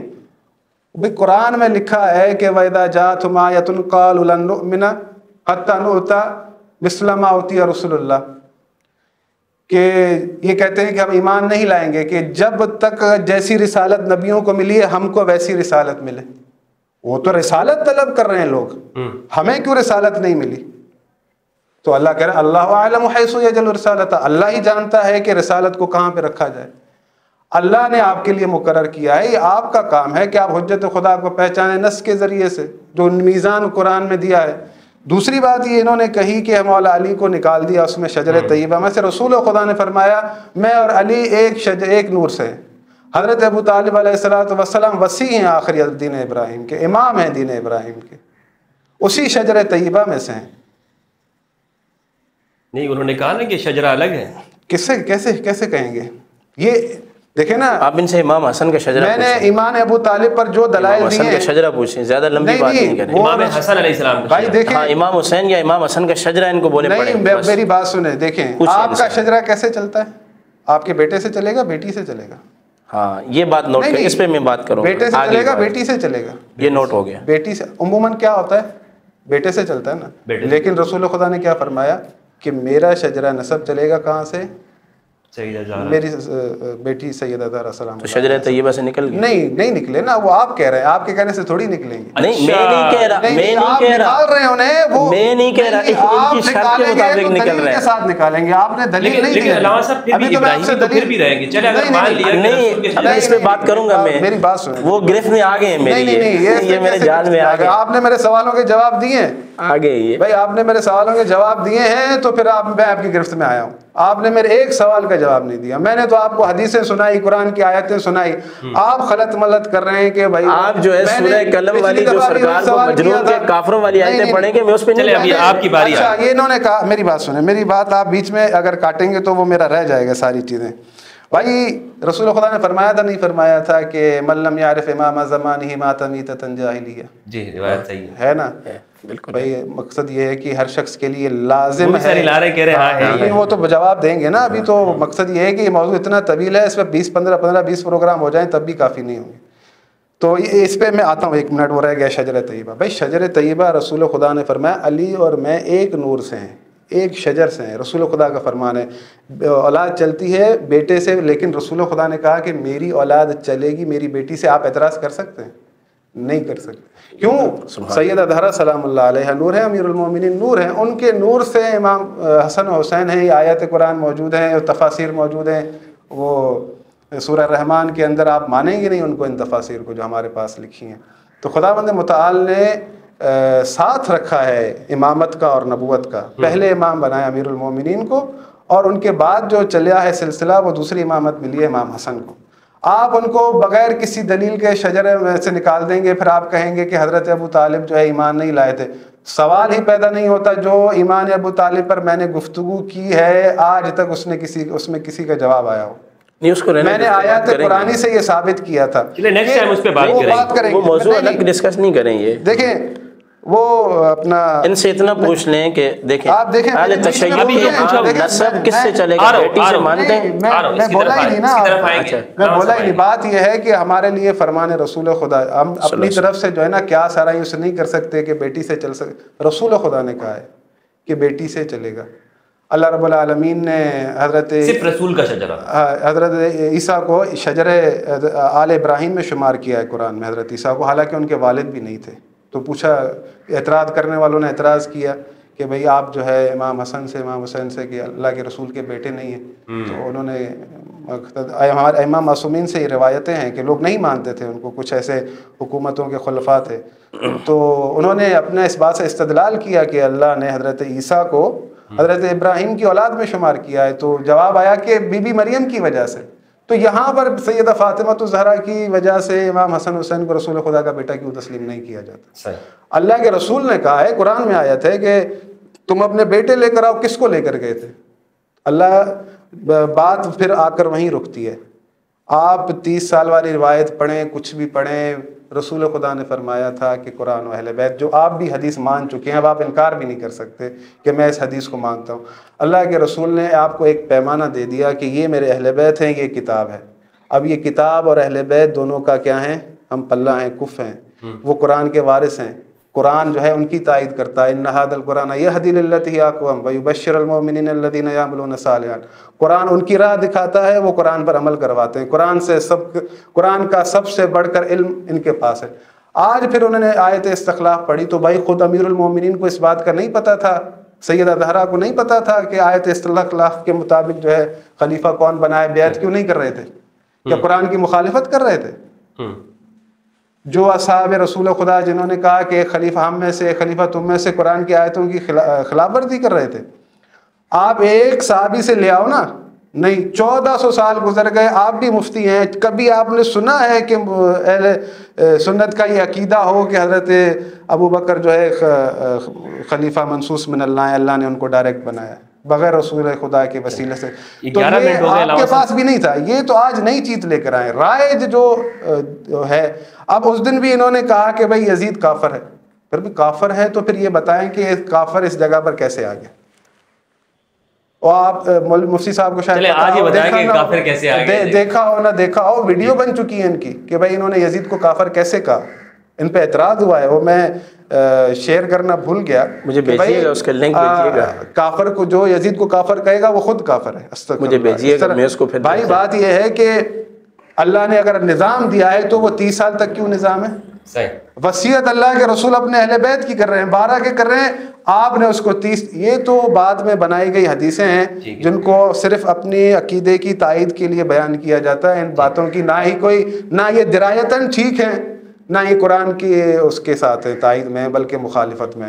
آپ مفتی صاحب ہیں، آپ کو پتہ ہونا چاہیے کہ بھائی درایتاً اس کو ثابت کریں کہ یہ 30 سال والی حدیث بالکل ٹھیک ہے. 11-12 منٹ ہو گئے، 1 منٹ چونکہ انہوں نے بھی درمیان میں لے لیا تو آپ کے 11 منٹ تک مزید ان کو دے سکتے ہیں آپ 15 منٹ. نہیں، میں ان کا سوال آپ کی جانب لے کے آ رہا ہوں. سوال جو آپ کی گفتگو سے مستنبط ہوا وہ یہ ہے کہ ان سے یہ پوچھا جانا چاہیے کہ عبدالقادر صاحب یہ بتائیں، غلط ملت سب چھوڑیں. جب اللہ کے رسول نے فیصلہ دے دیا قرآن و اہل بیت گمراہی سے بچنے کا سبب دے دیا، پھر ان چیزوں کی کوئی حیثیت نہیں. یہ جو منصوص والا ہے نا، اس کو ابھی تک وہ کلیئر نہیں ہوا جو پچھلے پروگرام میں انہوں نے دعویٰ کیا. اب تو وہی تو چاہتا ہوں میں دعویٰ کریں نا. میں نے تو کہا ان سے کہ کوئی حدیث لائیں. دیکھیں یہ چیز ایک چونکہ جو فیڈ بیک بھی آیا ہے اس حوالے سے کہ اہل سنت سے ہٹ کر ایک موقف دیا گیا ہے. تو علامہ صاحب اس کو آپ نے واضح کرنا ہے کہ جس طرح علامہ صاحب نے سوال کیا کہ کبھی بھی آپ نے تو یہ کہا نا کہ یہ منصوص من اللہ ہے، خود ان لوگوں کا یہ دعویٰ نہیں. اس پہ آپ کیا کہیں؟ ہاں، یہ بڑی اچھی بات ہے آپ کی. پہلی بات تو یہ ہے کہ الحمدللہ یہ اس بات کو مان گیا آج کہ شجرہ طیبہ جو ہے وہ بی بی پاک فاطمۃ الزہرا سے سرکار کی طرف چل رہا ہے. اور یہ میں سمجھتا ہوں کہ اچھی بات ہے. شجرہ طیبہ حضرت ابراہیم سے چل رہا ہے. میں نے حضرت ابراہیم کا نام لیا تھا. حضرت نہیں، میں سمجھ گیا. شجرہ طیبہ میں مسلمین جماعت میں ہماری بہت اچھی بات ہے، ہر روایت کے اندر حضرت ابراہیم کا ذکر ضرور. بہت اچھی بات ہے کہ وہ چلا گیا ان کا جو بھی جانا تھا، کہ انہوں نے یہ مان لیا کہ امام حسن اور امام حسین سے شجرہ مولا کائنات کی طرف نہیں جا رہا. یہ میں نے کب مانا بھائی؟ نہیں تو آپ آج کلیئر کریں دو لفظوں میں کہ آپ والد ہیں، اللہ کے رسول نے فرمایا میں اور علی ایک نور میں ساتھ ملائیں تو وہ ایک الگ ہے، کہا نہیں ہے آپ کے پاس جواب ہے تو دیں، آپ اس اگر وہ بات یہ کریں گے آپ اپنا جو سوال ہے اس کا جواب دیں، آپ شجر طیبہ سے نکال رہے ہیں مجھ پہ ڈال مجھے آپ بولنے دیں نا، اب پھر آپ بولنا شروع ہو گئے تو ان کی گفتگو سے جو میں نے نہیں میں آپ کے سامنے بولوں گا وہ یہ ہے کہ کیا نام ہے مولا کائنات مطلب ان کے نزدیک جو ہے وہ اس طرف آ گئے، یہ ایک بات تو کلیئر ہوگی، جو بات میں سمجھ پایا ہوں وہ یہی ہے۔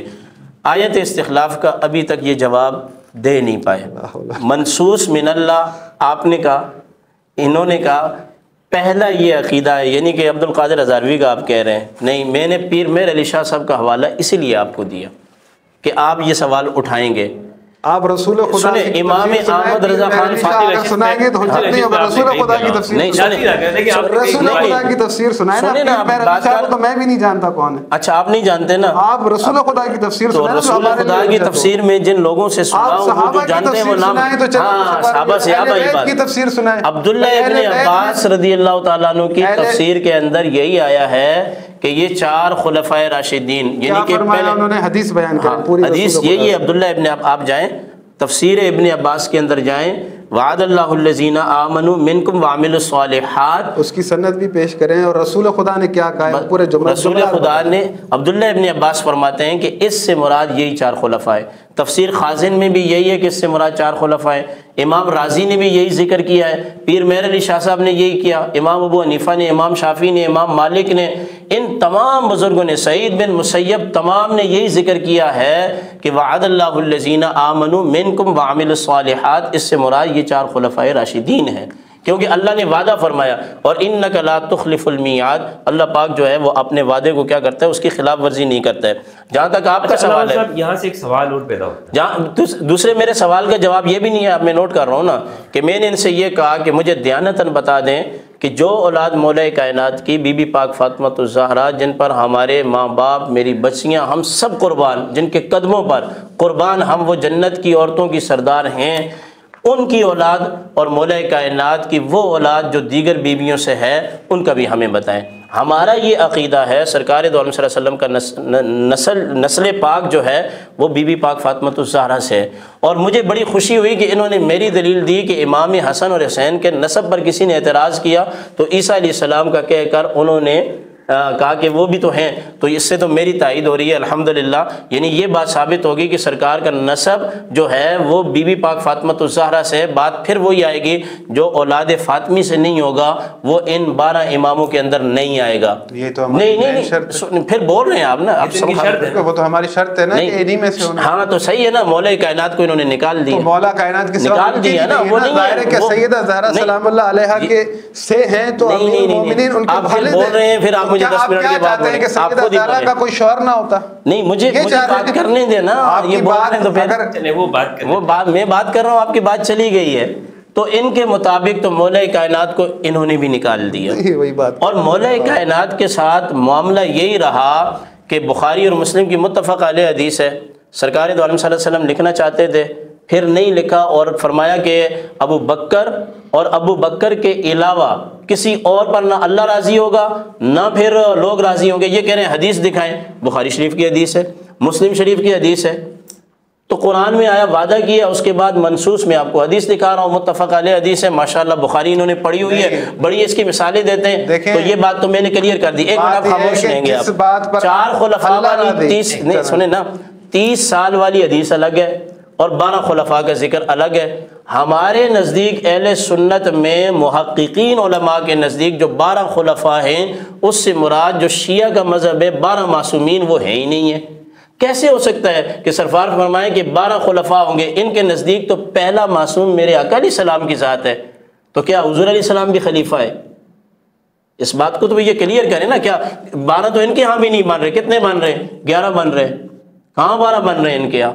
آپ نے پورا پروگرام جو ہے یہ لگایا ہوا ہے ہمارے ساتھ مل کے، 12 سرکار کی ذات کو نکالیں، مجھے یہ 12 کمپلیٹ کر کے بتائیں، حضور کی ذات کو نکالیں، آج آپ 12 کمپلیٹ کریں، 12 امام 12 امام، حضور کو تو شامل نہیں کریں گے نا۔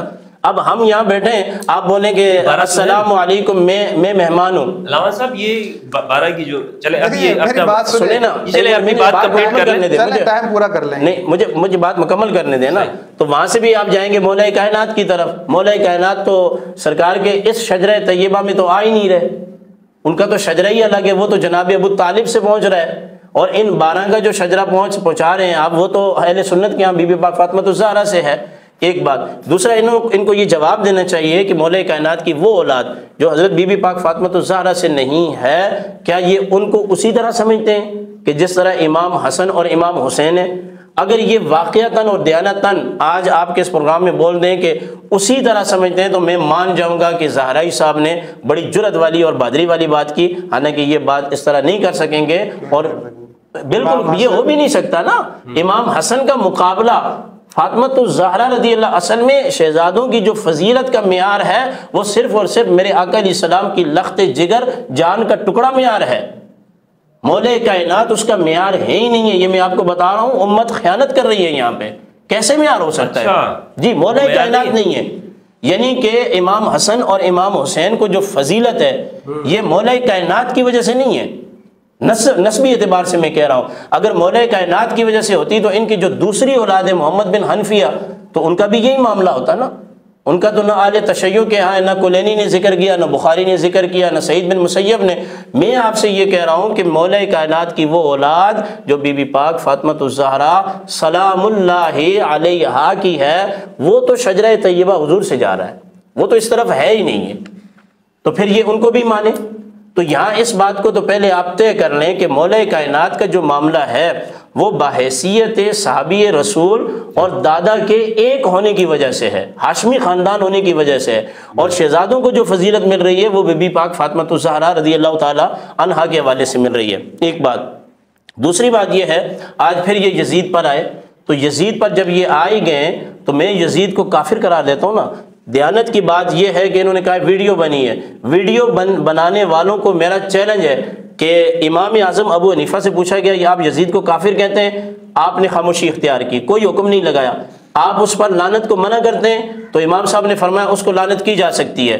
امام اہل سنت اشرف احمد رضا خان نے یزید کے بارے میں، کل میں نے دوبارہ پڑھا ایک پروگرام کے لیے، مجھے لائن پہ لیا جا رہا تھا، امام احمد رضا خان فاضل بریلوی لکھتے ہیں یزید لعین ہے، پلید ہے، ناپاک ہے۔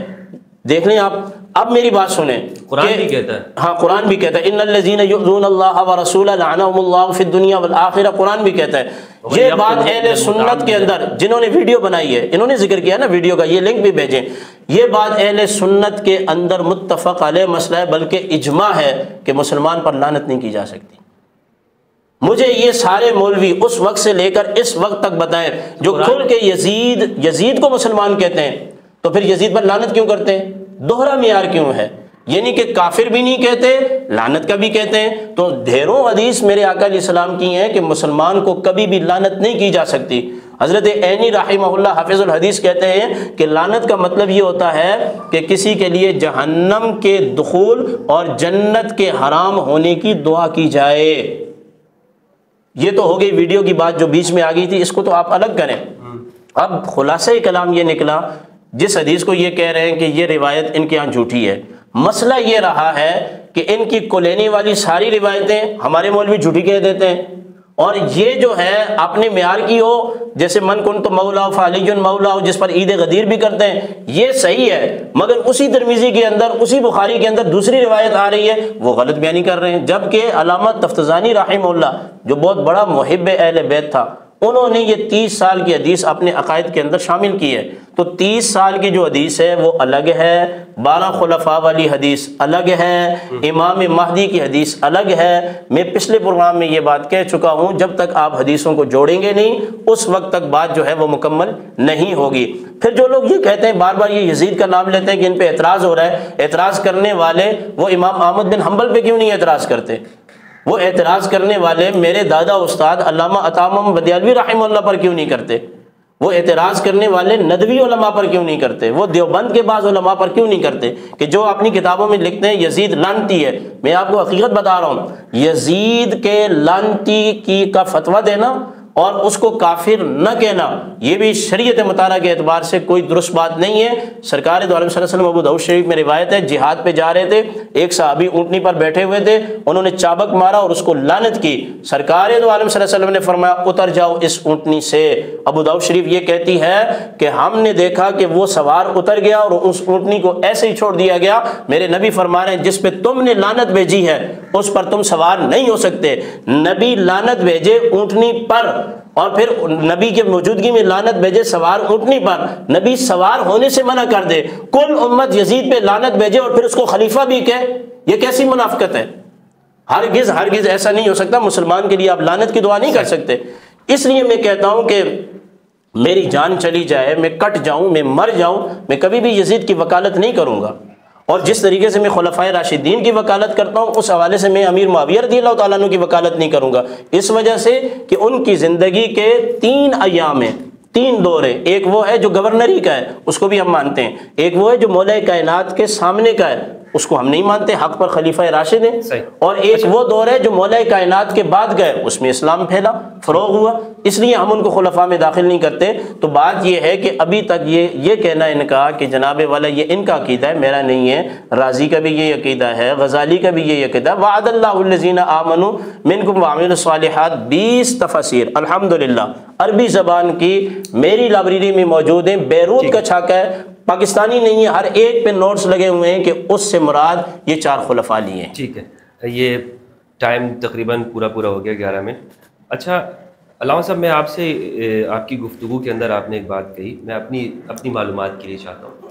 آپ نے کہا کہ امام علی علیہ السلام کی وجہ سے سیدہ شباب اہل الجنہ امام حسن و حسین ان کی فضیلت نہیں ہے؟ نہیں، ان کی وجہ سے نہیں ہے، ان کی وجہ سے نہیں، رسول خدا کی وجہ سے۔ اچھا، ویسے آپ کیا کہتے ہیں کہ ان دونوں سے افضل ہیں امام علی یا نہیں؟ کن سے؟ امام حسن و امام حسین سے؟ نہیں، افضل نہیں ہے، ان دونوں سے نہیں ہے؟ نہیں ہے۔ اچھا، اسی لیے میں یہ چاہ رہا تھا کیونکہ اچھا یہ آپ اچھی بات کی آپ نے، جو ہمارے نزدیک اہل سنت میں ترتیب خلافت ہے نا، فضیلت کا معیار بھی وہی ہے۔ ہاں، تو آپ نے کہا ان سے افضل نہیں ہے، کن سے؟ نہیں، میں یہ کہہ رہا ہوں کہ ان سے افضل ہیں۔ امام مولا کائنات اپنے شہزادوں سے افضل ہیں۔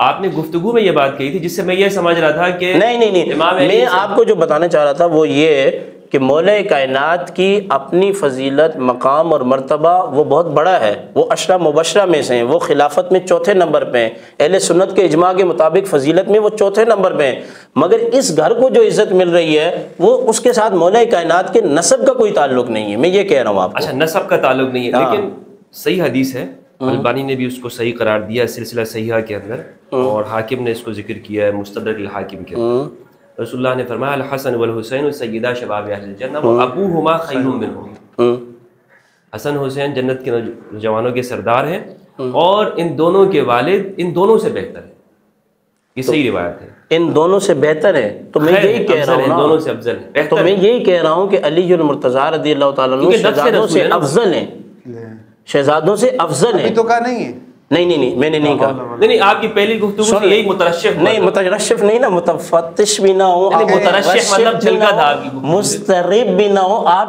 بالکل مقر رہیں قرار کے ساتھ۔ سن لیں، بات چلی جائے گی۔ مولا کائنات میں آپ پھر بتا رہا ہوں، اہل سنت کے نزدیک سنیں، اہل سنت کے نزدیک جو افضلیت کا معیار، لوگوں نے سن لیا وہ گفتگو، اگر وہ کر لیں گے، لیکن سن لیں، میں یہ کہہ رہا ہوں کہ افضلیت کا معیار وہی آیت استخلاف ہے، اس اعتبار سے مولا کائنات افضل ہیں، اپنے شہزادوں سے افضل ہیں، اس پر اجماع اہل سنت بھی ہے، مگر مولا کائنات کی جو دوسری اولاد ہے اس کا مقام اور مرتبہ یہ نہیں ہے۔ اور میں یہ آپ بات کو ختم مت کر رہے ہیں، مولا کائنات کو جو فضیلت مل رہی ہے اسی لیے بات آ رہی ہے، دیکھیں میں صرف اپنی اصلاح کے لیے، اچھا آپ کی اصلاح، میں آج اپنی بھی اصلاح چاہتا ہوں۔ مولا کائنات کی جو اولاد حضرت بی بی پاک فاطمہ الزہرا سلام اللہ علیہا سے نہیں ہے، آپ کے نزدیک مسلمان ہے نا الحمدللہ نا، آپ کے نزدیک ان کا مقام اور مرتبہ امام حسن اور حسین والا ہے؟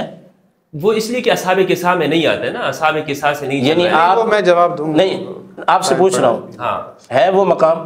نہیں مقام مرتبہ تو اصحاب کسا کی بات تو یہ ہے نا، اگر اس وقت وہ اولاد ہوتی، دوسری وجہ یہ ہے کہ تھی نا اولاد تھی نہیں، بعد میں آئے. اچھا میں اس کا تو اصحاب کسا میں تو امام باقر بھی نہیں آتے، اصحاب کسا میں تو امام جعفر صادق بھی نہیں آتے. کہ امام علی اور سیدہ زہرا کا جو ملاپ ہے نا وہ دو ہاشمیین کا ملاپ. ہاں ٹھیک ہے، مانتے ہیں اس کو. ہاں، اور جناب ابو طالب علیہ السلام امام علی واحد ہیں کہ جو ہاشمیین کی جو ہے وہ نسل سے، یعنی لیکن ہم سرکار کے بعد سلسلہ نسب ہاشم کی وجہ سے نہیں، حضور کی وجہ سے. علی کا نسب بھی بہت یعنی افضل اور اعلیٰ ہے، اس لیے ان کو میں مان رہا ہوں اس بات کو، لیکن میں یہ بات کہ چلے بہرحال وہ آپ نہیں دے رہے نا، آپ نہیں دے رہے نا. محمد بن حنفیہ کا مقام امام حسن جیسا ہے؟ نہیں ہرگز نہیں ہے. ہاں تو بس ختم ہوگی بات، میرا مقصد پورا ہو گیا. ہاں ٹھیک ہے.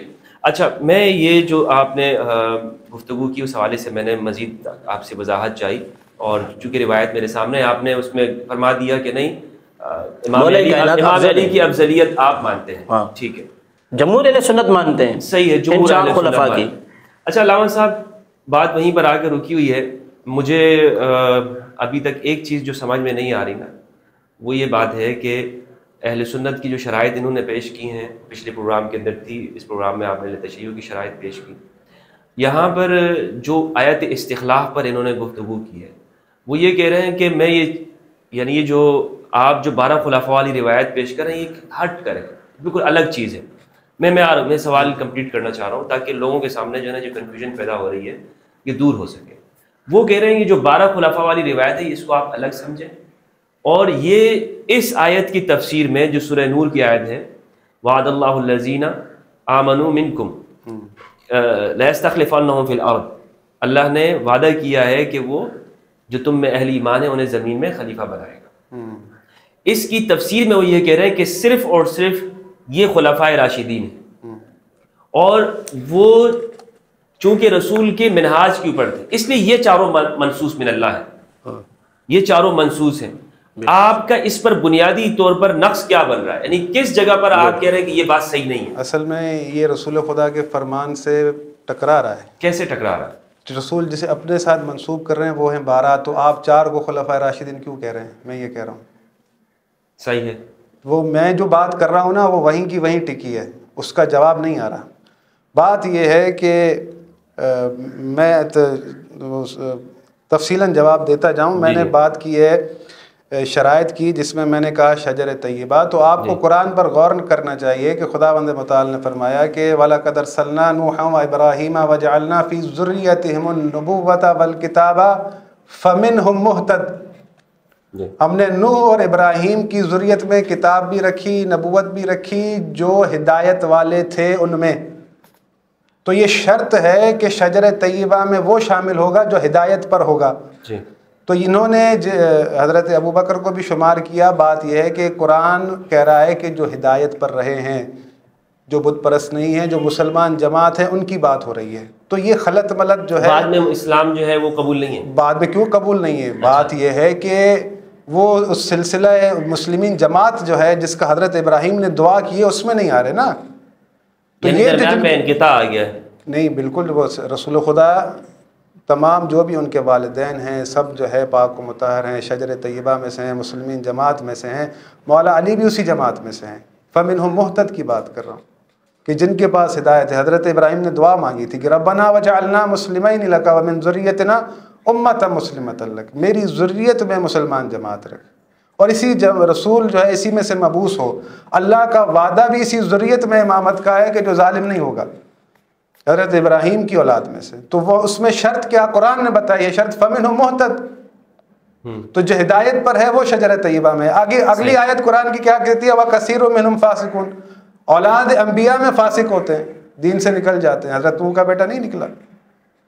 تو یہ جس طرح سے انہوں نے ایک بنایا کہ بھائی میں اس پوائنٹ کے ذریعے سے بات کو پھنسا لوں گا، وہ اصل میں ان کا جواب نہیں تھا. اچھا وہ یہ کہہ رہے ہیں کہ 12 تو آپ کے یہاں بھی نہیں بنتے ہیں. کیسے کیوں نہیں بنتے؟ رسول خدا میں نے آپ کیا فرمایا جو سمتین میں روایت لکھی ہے، ہمارے پاس روایت لکھی ہوئی ہے کہ بھائی رسول خدا نے فرمایا پہلے علی، دوسرے حسن، تیسرے حسین، اور حسین کے 9 بیٹے نام لیا، ان کے والدین کے نام. تو حسن نکل گئے. کیوں نکل گئے؟ امام حسن امام حسین کی بات کر رہا ہوں. امام علی، امام حسن، امام حسین، پھر امام حسین کے 9 بیٹے. کیوں امام حسن کے کیوں بیٹے نہیں ہیں؟ حسن مسنہ کی. میں نے میری بات سنی، یہ سوال امام جعفر صادق سے ہوا تھا کہ سارے جو ہے وہ سلسلہ امامت حضرت امام حسین میں سے چلا، امام حسن میں سے کوئی امام نہ بنا، تو امام جعفر صادق نے پھر یہ سوال کیا کہ مجھے یہ بتاؤ کہ تمام کی تمام نبوت حضرت ہارون کی اولاد میں سے چلی، کوئی نہ حضرت موسیٰ کی اولاد میں سے نبی نہیں بنا، کیوں؟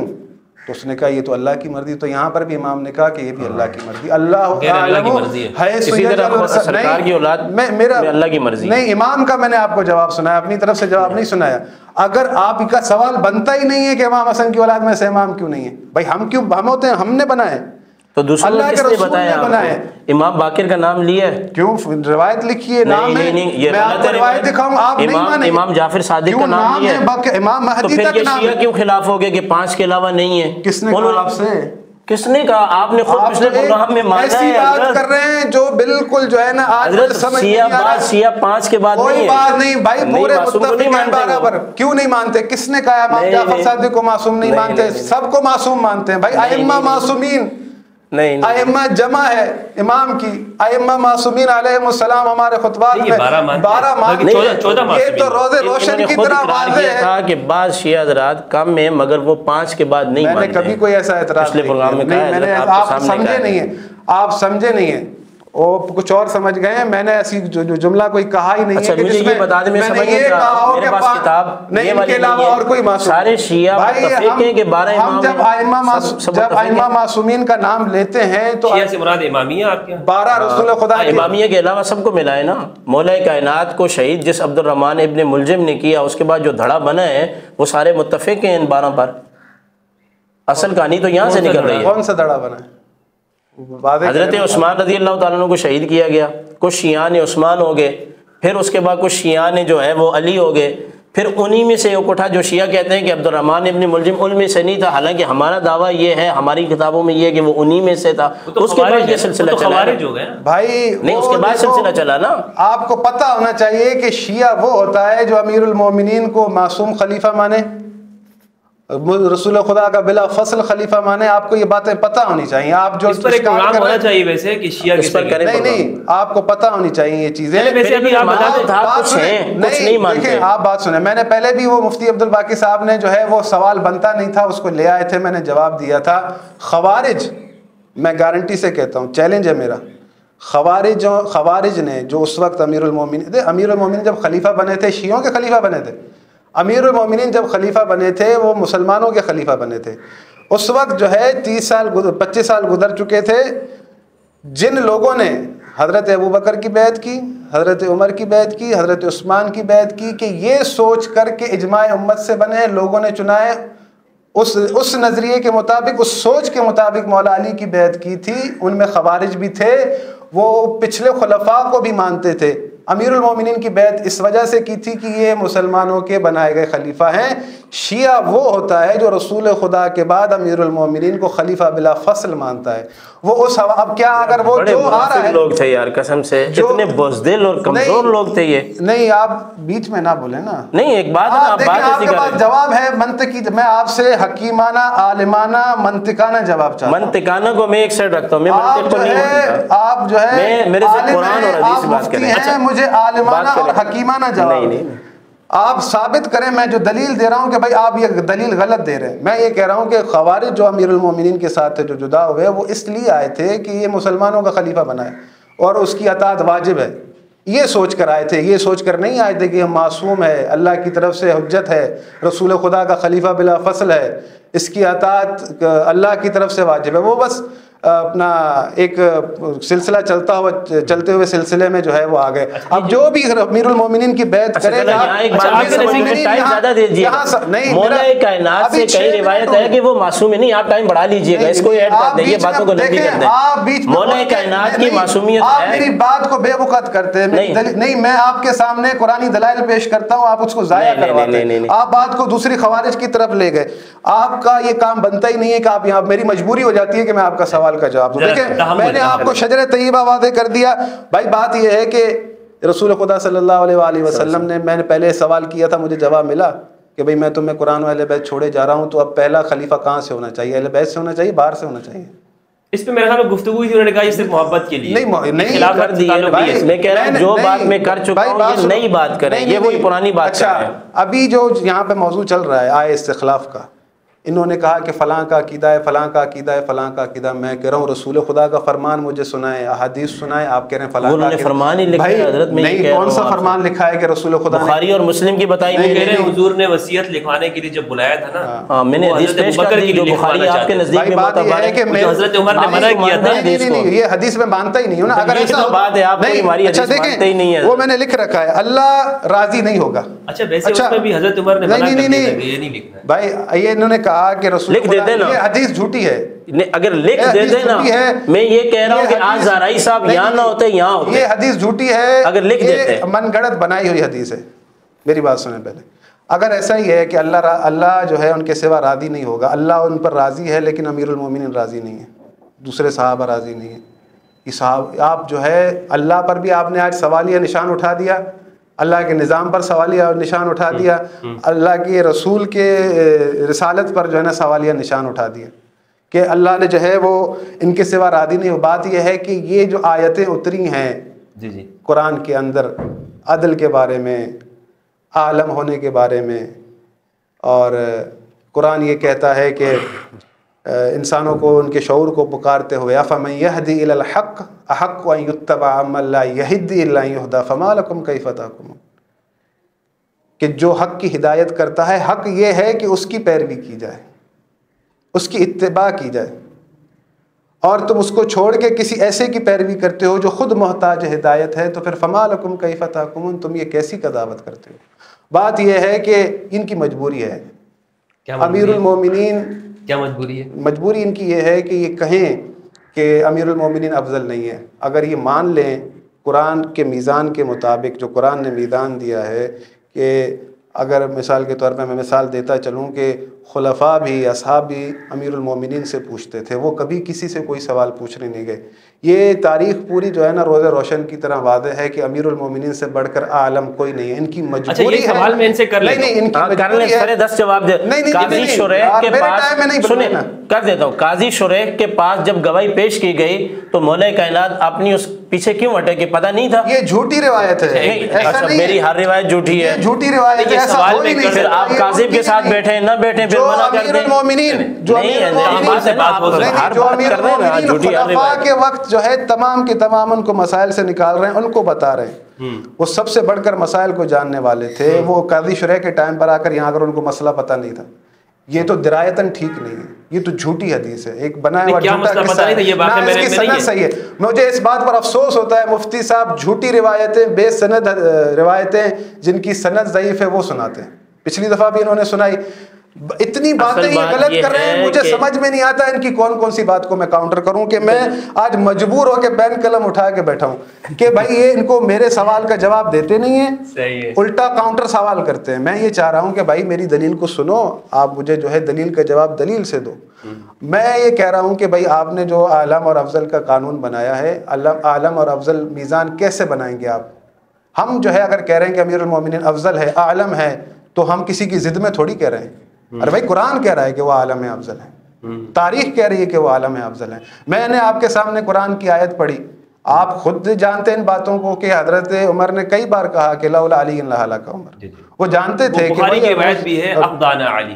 بالکل صحیح ہے. میں سب سے زیادہ فیصلہ کرنے والے بہتر سب سے میں نے قرآن کی آیت پڑھی کہ بھائی قرآن کا جو ہے علم، میں نے وارث سے قرآن کی بات کی تو وہ کلینی نے باب اپنے میں لکھا ہے. جو میں بات کرتا ہوں یہ کہتے ہیں کلینی نے نہیں لکھا. مجھے نہیں پتا کہ یہ انہوں نے باب پڑھا ہے پورا، کتاب الحجت نہیں پڑھا، بس ایسے ہی کسی بھی بات کا انکار کرتے جا رہے ہیں اور کوئی بھی اشکال کرتے جا رہے ہیں بغیر سوچے سمجھے. انہوں نے ابھی کہا کہ مولا علی جو ہے اس سے بڑھ کر امام حسن حسین ہے. پھر انہیں سوچا کہ نہیں میں پھنس جاؤں گا تو فوراً تبدیل کر دیا. وہ لوگ بھائی وہ کیمرہ کے پیچھے جو ہے نا میں سن لوں گا، وہ سارے سب سمجھتے ہیں کہ کون کیا بات کر رہا ہے. میں نے آپ کے سامنے جو بھی چیزیں رکھی آیت استخلاف کے لیے کہ بھائی رسول خدا کا فرمان، اصحاب رسول خدا کی حدیث، عقائد بتائے گئے، اور جو مثال کے طور پر اس حدیث کی کوئی درایت مجھے سمجھا دیتے تو وہ بھی یہ نہیں سمجھا پائے کہ بھائی اس معیار پر، اس میزان پر یہ چیز. آپ کا ٹائم علامہ صاحب 11 منٹ ہو گئے، 11:26. ٹھیک ہے. یہ میں یہ سوال یہ آپ ان کے پاس لے کے جاتا ہوں. آپ نے کہا نا کہ ایک دعویٰ ہے کہ سب جو ہے وہ علی کے پاس آتے تھے لیکن علی کبھی کسی کے پاس نہیں ہے. تو اس دعوے کا یہ علامہ صاحب اتفاق کرتے ہیں یا آپ اس پر رد کرتے ہیں؟ اس آپ اس کو دعوے مانتے ہیں یا کا اس کو نہیں، میں آپ دیکھیں یہ میری بات کو تامل سے سنیں گے، ان کے نزدیک جھوٹی ہوگی. نہیں آپ نے نہیں سنیں باغ فدق سن لیں. سرکار دو عالم صلی اللہ علیہ وسلم کی روضہ شریف جہاں پہ بنا ہوا ہے یہ خلافت قریش میں، ابھی میں 3 حدیثوں کا ذکر کر رہا ہوں. باغ فدق یعنی کہ وراثت رسول اللہ کی مالی اعتبار قریش میں سے، یا امامت قریش؟ سنیں خلافت رسول اللہ کی نہیں ہے، وراثت جو ہے یہ رسول اللہ کی مالی نہیں ہے. باغ فدق مالی تھا نا، یہ حضور کی کہاں تدفین ہوگی یہ، اور خلافت قریش میں ابو بکر صدیق رضی اللہ تعالیٰ نے اپنا نام نہیں لیا.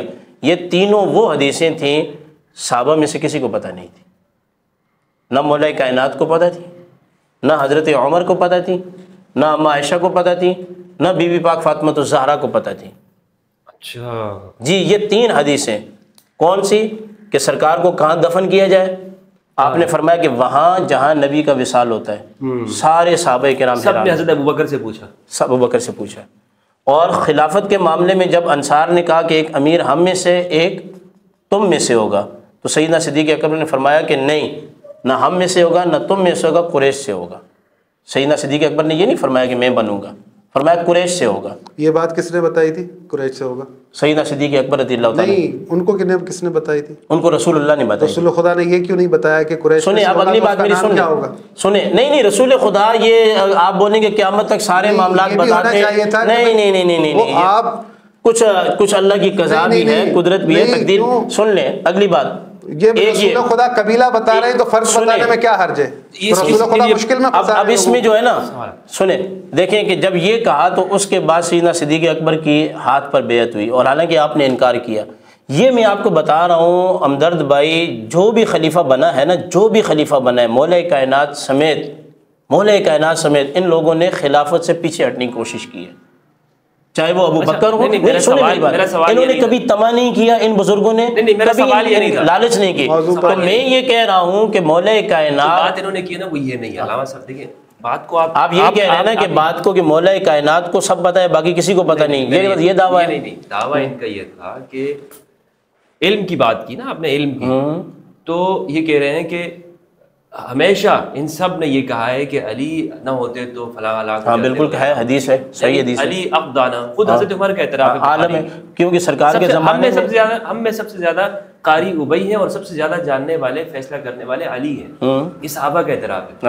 اور ایسا کبھی نہیں ہوا، انہوں نے جو دعویٰ کیا ہے وہ یہ کہہ رہے ہیں کہ علی کبھی کسی کے پاس نہیں گئے، باقی سب علی کے پاس جاتے رہے. اس کا جواب چاہیے، اس کا جواب چاہیے نا کہ علی کبھی گئے ہوں حضرت عمر کے پاس کے فلاں مسئلہ مجھے بتا دو. کے وصال کے بعد علی المرتضیٰ اور حضرت عباس تشریف لائے باغ فدق کے معاملے میں. نہیں وہ سن لینا تو یہ حکمران تھے نا حدیث پاک. مولا کائنات کو یہ حدیث پتہ نہیں تھی، اپنی بات یہاں تک کہ بی بی عائشہ کو بھی یہ پتہ نہیں تھا، انہوں نے بھی مطالبہ کیا تھا. بات کو ثابت ام سلمہ نے بھی مطالبہ کیا ہے. موضوع دوسری طرف نہیں ام سلمہ یہ کہہ رہا ہوں کہ ہر وقت دیکھیں نا ہمارے اہل سنت کے اندر سنیں اچھا پتہ تھا آپ کے نزدیک. میری بات سن لینا، میرے بیچ میں بول رہے ہیں. عبداللہ ابن عباس سے 5500 کچھ روایات ہیں، سیدنا صدیق اکبر سے 250 کے لگ بھگ ہیں.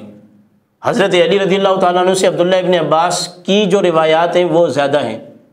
کسی بندے کا مولا علی کی کتنی ہے روایت؟ 200-250 ہیں جو اہل سنت کی کتابوں میں، بخاری شریف کے اندر جو ہم پڑھتے ہیں. کیونکہ کثیر اور راوی آپ بھی جانتے ہیں کہ عبداللہ ابن عباس ہیں حافظی کی وجہ سے، سرکار کی دعا کی وجہ سے، ابو ہریرہ ہیں سرکار کی دعا کی وجہ سے، اور حضرت عبداللہ بن عمر بن عاص ہیں لکھنے کی وجہ سے. اور مولا علی ہیں مولا علی پھر شیعہ یہ جواب دیتے ہیں کہ مولا علی بیان نہیں کرتے تھے. یہی بیان کرتے ہیں نا 4 خلفاء بیان نہیں کرتے تھے. مولا علی سبب ہے اس چیز کا جو گمراہی سے بچائے. پھر وہی سب باتیں ختم. آپ کچھ بھی کہیں، فلاں نے 4000 روایتیں بیان کی، 200 کے. یہ سب سے بڑی بات ٹاپ لیول پر ہے کہ مولا علی سبب ہے اس چیز کا جو لوگوں کو گمراہی سے بچائے. یہ کہاں پہ مولا علی وارث قرآن ہے. یہ کہاں پہ روایت کیا چیز؟ یہ روایت بتائیں کہاں پہ؟ میں رسول خدا کی اس حدیث کے مطابق کہہ رہا ہوں کہ میں تم میں کون سی کتاب میں قرآن اور اہل بیت چھوڑے جا رہا ہوں. قرآن اور اہل بیت چھوڑے جا رہا ہوں. اسی روایت کے آگے پیچھے یہ روایت ہے کہ سنتی علیکم بسنتی و سنت خلفاء اگر آپ الراشدین المہدیین اگر من آپ بعدی۔ سنت کی بات کریں گے تو رسول خدا نے کون سی سنت آپ کو دی ہے مہر لگا کر کے یہ میری سنت ہے اس پر عمل تو پھر آئیں قرآن پہ، اگر سنت کی پھر بات قرآن ہے پہ آئیں، پھر پھر حدیث کو چھوڑیں آپ، قرآن پہ آئیں۔ خلفاء کے دور میں حدیث بیان کرنے پر پابندی کیوں تھی؟ اگر جو قرآن پہ آئیں آپ کے پاس ان باتوں کا جواب نہیں ہے۔ اچھا میں یہ خلفاء کے کہہ رہا دور ہوں، میں پابندی آپ تھی جو تو قرآن یہ بھی تو ثابت خلفاء نے کرنا جمع چاہ رہے کیا ہے ہیں، نا۔ آپ جو ثابت کرنا چاہ رہے ہیں نا کہ مجھے مولا علی کو فلاں فلاں جگہ ساری باتیں ایک طرف رکھ دیں، مجھے آج تک اہل تشیع سے نہ واٹس ایپ کے ذریعے، نہ لائیو پروگرام کے ذریعے، نہ کہیں سے بھی یہ مجھے جواب نہیں ملا کہ بھائی یہ جو قرآن پاک ہمارے پاس ہے، جو حضرات شیخین نے جمع کیا ہے، یہی قرآن ہے۔ یہ متزلزل کے شکار ہو جاتے ہیں، سوائے غدیری صاحب کے۔ اس بندے کو میں سلام پیش کرتا ہوں جیسا بھی ہے، ہاشم غدیری ہے کوئی، اس نے کہا کہ نہیں نہیں مولا کائنات وہ والا جو قرآن تھا نا وہ چھپا کے بیٹھے ہوئے تھے۔ نہیں ایسا نہیں ہے، مولا علی کے پاس آپ یہ قرآن مانتے ہیں؟ اس میں صرف یہ تھا کہ اس کی یہ قرآن کس نے جمع کیا؟ آئے نا یہ ہر وقت بات کرتے ہیں نا، قرآن تو وہی ہے۔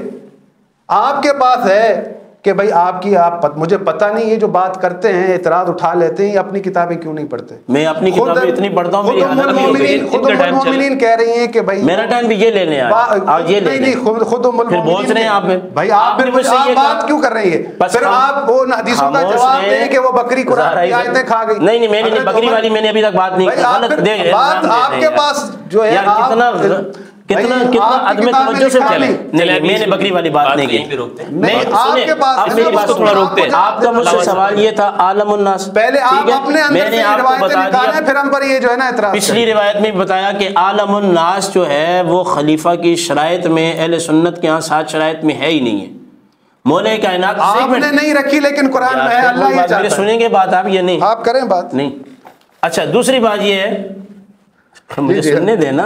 ہاں نہیں وہ آپ کہہ رہے ہیں شرائط وہ ہوں جو قرآن کے مطابق ہوں، آپ نے نہیں بنائی تو اس میں اچھا دیکھیں آپ نے بتایا کہ قرآن کے مطابق کہ مولا علی بھی جاتے تھے صحابہ کے پاس اور ان کو ایک چیز کا علم نہیں ہوتا تھا۔ بالکل میں اپنی باری میں اس کا پورا یہ آپ کی بات آ گئی، آپ نے ایگری کر لیا اس سے، ٹھیک ہے نا؟ کیونکہ 3 حدیثیں بطور مثال میں نے آپ کو پیش کی ہیں، ٹھیک ہے، اتنی مولا کائنات کی بات نہیں ہے کل کی۔ اچھا یہ بھی آپ سمجھ لیں، دیانت کی بات یہ نہیں، دیانت کی بات یہ ہے کہ ہر وقت کوئی بات کسی بندے کے ذہن میں ہو نبی کے علاوہ یہ ہو ہی نہیں سکتا۔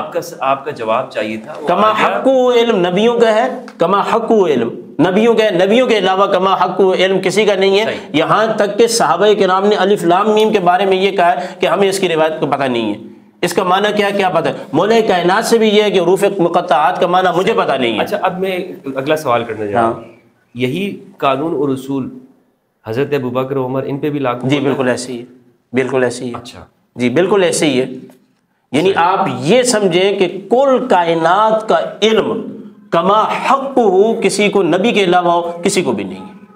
صحیح ہے، یہی ہے نا، میں آپ کو بتا رہا ہوں۔ یہاں تک کہ میں دیانت سے بات کر رہا ہوں، امام بیضاوی نے لکھا ہے الف لام میم کا معنی جو حبر الامہ حضرت عبداللہ ابن عباس نے بیان فرمایا ہے، وہ جو ہے کیا نام ہے، امام بیضاوی نے کہا ہے کہ یہ ان کی اپنی ذاتی تعویل ہے عبداللہ ابن عباس کی، کہ الف سے مراد اللہ ہے، پھر اس سے لام سے مراد جبریل ہے، میم سے مراد محمد رسول اللہ۔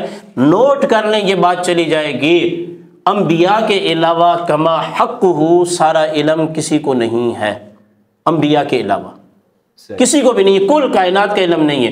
پھر میں اگر یہ بات آئے تو سرکار نے یہ فرمایا، سنیں جواب دے دوں میں اس کا۔ حضور کے زمانے میں بات یہ تھی، میں بات مکمل کرنے دیں، ہر بندے کا اپنا اپنا ایک مقام اور مرتبہ تھا، سیدھی سی بات ہے۔ ان میں سے حضرت ابی بن کعب جس طریقے سے قرآن پڑھتے تھے دیگر صحابہ کرام اس طریقے سے قرآن نہیں پڑھتے تھے۔ سرکار نے سنیں نا میری بات سنیں، 6 بندوں کو سرکار نے متعین کیا۔ اچھا پھر صحابہ میں یہ ہے ایک علم کا ہونا اور ایک انتقال علم، یہ دونوں الگ چیزیں ہیں، انتقال علم الگ ہے، علم کا ہونا الگ ہے۔ تمام صحابہ کرام کو کما حق ہو کل کائنات کا علم نہیں تھا، مگر شریعت مطالعہ کا علم تھا ہر مسئلے کا۔ اچھا یعنی دین کا کوئی مسئلہ ایسے نہیں ہوگا کہ جو ان کو پتہ نہیں ہوگا، جو ان کو پتہ نہ ہو، لیکن ان سے پتہ کیا کہ کل صحابہ میں سے کسی کو پتہ نہ ہو۔ اچھا ویسے علامہ صاحب یہ دیکھیں خزیمہ بن ثابت نے گواہی دی، ٹھیک ہے، بخاری شریف کے اندر حدیث ہے، ماشاءاللہ یہ حوالہ دیتے ہیں، لقد جاءکم رسول من انفسکم عزیز علیہ ما عنتم حریص۔ تو صحابہ سے پوچھا کہ بھائی کوئی اور اس آیت پر گواہ ہے؟ تو سب نے ہاتھ کھڑے کر دیے، ہم میں سے کوئی اس پر گواہ نہیں ہے۔ تو سرکار دو عالم صلی اللہ علیہ وسلم کی پر جو یہ نازل ہوئی ہے قرآن کی آیت، حضرت زید بن ثابت سیدنا صدیق اکبر کے پاس آئے، کیونکہ ان کی خلافت میں قرآن جمع ہو رہا تھا کہ آپ یہ بتائیں کہ اس پر دوسرا گواہ نہیں ہے، اور جو آپ لوگوں نے طے کیا ہے تمام صحابہ نے مل کر کے، تمام امت نے مل کر کے، اس کے مطابق تو یہ نہیں۔ آپ نے فرمایا نہیں، اس کو شامل کریں۔ کہا یہ کیسے شامل کریں؟ کہا اس لیے کہ خزیمہ بن ثابت اکیلے کی گواہی 2 کے قائم مقام ہے۔ ٹھیک ہے، لیکن کسی بات دیکھیں، کسی بات کا علم ذہن میں نہ ہونا، یہ مسئلے کو نہ سمجھنا، اس سے اگلے بندے کے علم کی نفی نہیں ہوتی ہے۔ امام مالک سے 40 مسئلے پوچھے گئے، 4 کا جواب دیا ہے، آپ نے 36 کا نہیں دیا۔ میں آپ کے پروگرام کی وسادت سے کہہ رہا ہوں، کما حق کل کائنات کا علم وہ صرف اور صرف نبی کو ہے۔ اگر ہر کسی کو ہوتا تو پھر امت کے اندر نہ سحری میں اختلاف ہوتا، نہ میرا اذان سوال میں میں ہوتا۔ ڈائریکٹ میں سارا قصہ ختم کر، جی میں ڈائریکٹ سوال کی طرف آ رہا ہوں، ٹھیک ہے، بغیر کسی خوف کو سامنے رکھتے ہوئے۔ میں یہ سوال کرنا چاہتا ہوں، صحیح۔ امت نے، علامہ صاحب نے جو یہ حدیث پیش کی کہ میں تم میں 2 چیزیں چھوڑ کے جا رہا ہوں، قرآن اور میرے اہل بیت، ٹھیک ہے۔ امت نے اہل بیت کو خلیفہ کیوں نہیں بنایا؟ امت نے اس لیے کہ اللہ نے جو خلافت کا معاملہ تھا، میں پچھلے پروگرام میں یہ کہہ چکا ہوں، 3 دفعہ دعا کی کہ یا اللہ علی کو خلیفہ بنائیں۔ سبل الہدا والرشاد کے اندر یہ روایت موجود ہے۔ 3 دفعہ کے بعد اللہ پاک نے انکار فرما دیا، اور سرکار دو عالم صلی اللہ علیہ وسلم نے فرمایا کہ اے علی 3، یار بولنے تو دے، جھوٹی صحیح بولنے تو دے نا، میری بات کمپلیٹ ہونے۔ وہ کہہ رہے ہیں جھوٹی صحیح ہے، آپ بول لیں، آپ بولنے جھوٹی روایتیں نہیں، ظاہر ہے میں آج پھر جا کے اپنی ساری کتابوں کو سمندر برد کر دوں۔ فرمایا کہ میں نے 3 دفعہ مانگا، 3 دفعہ، تینوں دفعہ اللہ تعالیٰ نے منع کر دیا۔ اور اگلی بات آپ سن لیں، مولا کائنات نے خود فرمایا کہ اگر رسول خدا کا کوئی واضح فرمان میرے پاس موجود ہوتا، نہ میں ابو بکر رضی اللہ تعالیٰ عنہ کو، نہ حضرت عمر کو اپنے ممبر پر نہیں بیٹھنے دیتا۔ اور پھر اگلی بات یہ ہے کہ جب آپ کی شہادت ہوئی، مولا کائنات کی شہادت اور سیدنا عمر بن خطاب کی شہادت اس کنڈیشن میں ہوئی ہے کہ اس کے بعد کچھ بات کرنے کا موقع ان دونوں بزرگوں کو ملا ہے، تو ان سے بات کی گئی کہ آپ اپنا جان نشین مقرر کریں۔ مولا کائنات نے فرمایا کہ رسول خدا نے نہیں کیا تو میں اپنا جان نشین مقرر نہیں کر رہا۔ یہ اس بات کی واضح دلیل ہے کہ خلافت کے معاملے کو کہہ رہے ہیں کہ اللہ نے مقرر نہیں بولنے نہیں دے، بولنے رات کو بیچ میں آ رہے ہیں۔ مولا کائنات نے فرمایا کہ میں اپنا خلیفہ مقرر نہیں کر رہا کیونکہ رسول خدا نے مقرر نہیں کیا۔ یہ نہج البلاغہ کے اندر بات موجود ہے، ٹھیک ہے، یہ نہج البلاغہ میں ہے۔ علامہ صاحب، جی آخری پروگرام کے اختتام کی طرف ہم جا رہے ہیں، ٹھیک ہے، اور تاکہ وقت بھی ہمارا زیادہ ہو گیا ہے، پروگرام کی جو ہے وہ بڑھ جاتا ہے، پروگرام لمبا ہو جاتا ہے۔ میں آخری سوال کی طرف جا رہا ہوں۔ علامہ صاحب، اس زمانے میں ابھی خلافت کی بات کر رہے ہیں، یہ جو سب سے شروع میں جو بات ہوئی تھی کہ ہر زمانے کا جو اپنے زمانے میں امام نہ پہچانے وہ جاہلیت کی موت مرا، ٹھیک ہے، بالکل پروگرام کے شروع میں جو بات ہوئی ہے میں نے نہیں کی تھی تو آپ نے بات کی، کہا یہ صحیح ہے، میں کہہ رہا ہوں صحیح ہے، ابھی بھی میں کہہ رہا ہوں صحیح ہے۔ تو اسی لیے جب آپ نے اس کو صحیح کہا، اگر آپ کہتے ہیں نہیں میرے نزدیک صحیح نہیں ہے تو میں سوال ہی نہیں کرتا۔ تو آج کے زمانے کا امام کون ہے اہل سنت؟ آج کے زمانے کا اہل سنت میں امام کون ہے؟ اس وقت پوری دنیا کے اندر کوئی ایسا امام نہیں ہے جس پر امت اجماع کرے، کوئی ایسا امام نہیں، آج کوئی امام موجود نہیں ہے، موجود نہیں، نہ غائب میں ہے، سارے جاہلیت کی موت مر رہے ہیں، سن لیں، نہ غائب میں ہے نہ اس میں۔ اب جو جاہلیت کی غائب کی تو بات چھوڑے نا، نہیں سنیں، اب جو جاہلیت کی بات آ رہی ہے نا، سن لیں آپ۔ سرکار دو عالم صلی اللہ علیہ وسلم نے فرمایا کہ جس نے نماز دکھلاوے کے لیے پڑھی اس نے شرک کیا، تو کیا وہ مشرک ہو گیا؟ حدیث کا ایک ظاہری معنی ہوتا ہے، حدیث کا ایک باطنی معنی ہوتا ہے۔ اس حدیث کا جو معنی بیان کیا ہے علماء اور محدثین کرام نے، میں اپنی طرف نہیں کہہ رہا، یہ منسوب میری طرف کرتے ہیں علامہ عینی نے، ابن حجر نے، وہ اس کا یہ معنی ہے کہ جب جس خلیفہ کے اندر شرائط پوری ہوں اور اس کے بعد لوگ اس کی بیعت کرنا شروع کر دیں اور کوئی بندہ اس کی مخالفت کرے تو وہ زمانہ جاہلیت کی موت مرا۔ جیسے سواد اعظم سے الگ ہو گیا تو اس کو بھیڑیا کھا لے گی، اس حدیث کا معنی یہ ہے۔ اب آپ امام پیش کریں، معاویہ بن سفیان نے تو کبھی امام علی کی بیعت نہیں کی۔ کس نے؟ معاویہ نے۔ تو اس پہ تو میں آپ کو کہہ رہا ہوں بیعت کی، انہوں نے کی ہی نہیں ہے، انہوں نے تو بیعت نہیں کی۔ میں کہہ رہا ہوں آپ کو، حضرت معاویہ رضی اللہ تعالیٰ عنہ اور مولا کائنات کے مابین کے خلاف اختلاف نہیں، سنیں، جو جنگیں ہوئی ہیں، میں نے آپ سے کیا کہا کہ وہ جو ابھی آپ نے کہا کہ جو بیعت نہیں کرے گا اور اسی آیت میں انہوں نے تو کی ہی نہیں ہے نا، انہوں نے بیعت نہیں کی نا، تسلیم بلکہ جنگ کی ہے. دیکھیں جنگ کی ہے تو جنگ کے پیچھے وجہ کیا ہے کہ حضرت عثمان وجہ تو چھوڑا نا، وجہ کیوں چھوڑے؟ منتخب خلیفہ ہے. میں آپ کے پاس پروگرام کے لیے کسی وجہ سے آیا ہوں؟ نہیں ہر چیز کی علت ہوتی ہے. اگر سیدنا عثمان ابن عفان کے قاتل گرفتار ہو جاتے، وہ دیکھیں نہیں ہوئے، کیوں آپ کچھ کیوں بھی نہیں مان ہوئے؟ لیں لیکن منتخب خلیفہ تو دیکھیں مان لینا. نہیں کیوں نہیں ہوئے؟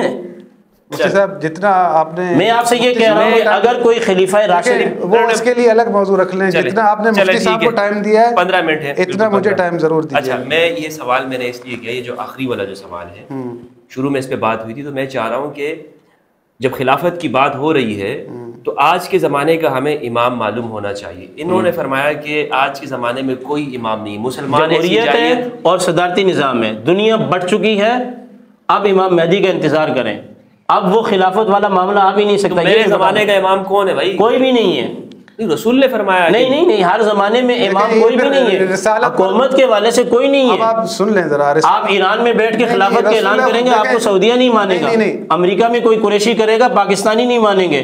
اب معاملات دنیا کے اندر خلافت، سرکار نے یہ بھی فرمایا کہ عباسی خلفاء کے علاوہ کی خلافتیں مکمل ہونے کے بعد دنیا سے خلافت ختم ہو جائے گی، قرب قیامت آئے گی. قیامت آئے گی. آخری سوال ہے، یہی سوال میں آپ سے کر رہا ہوں.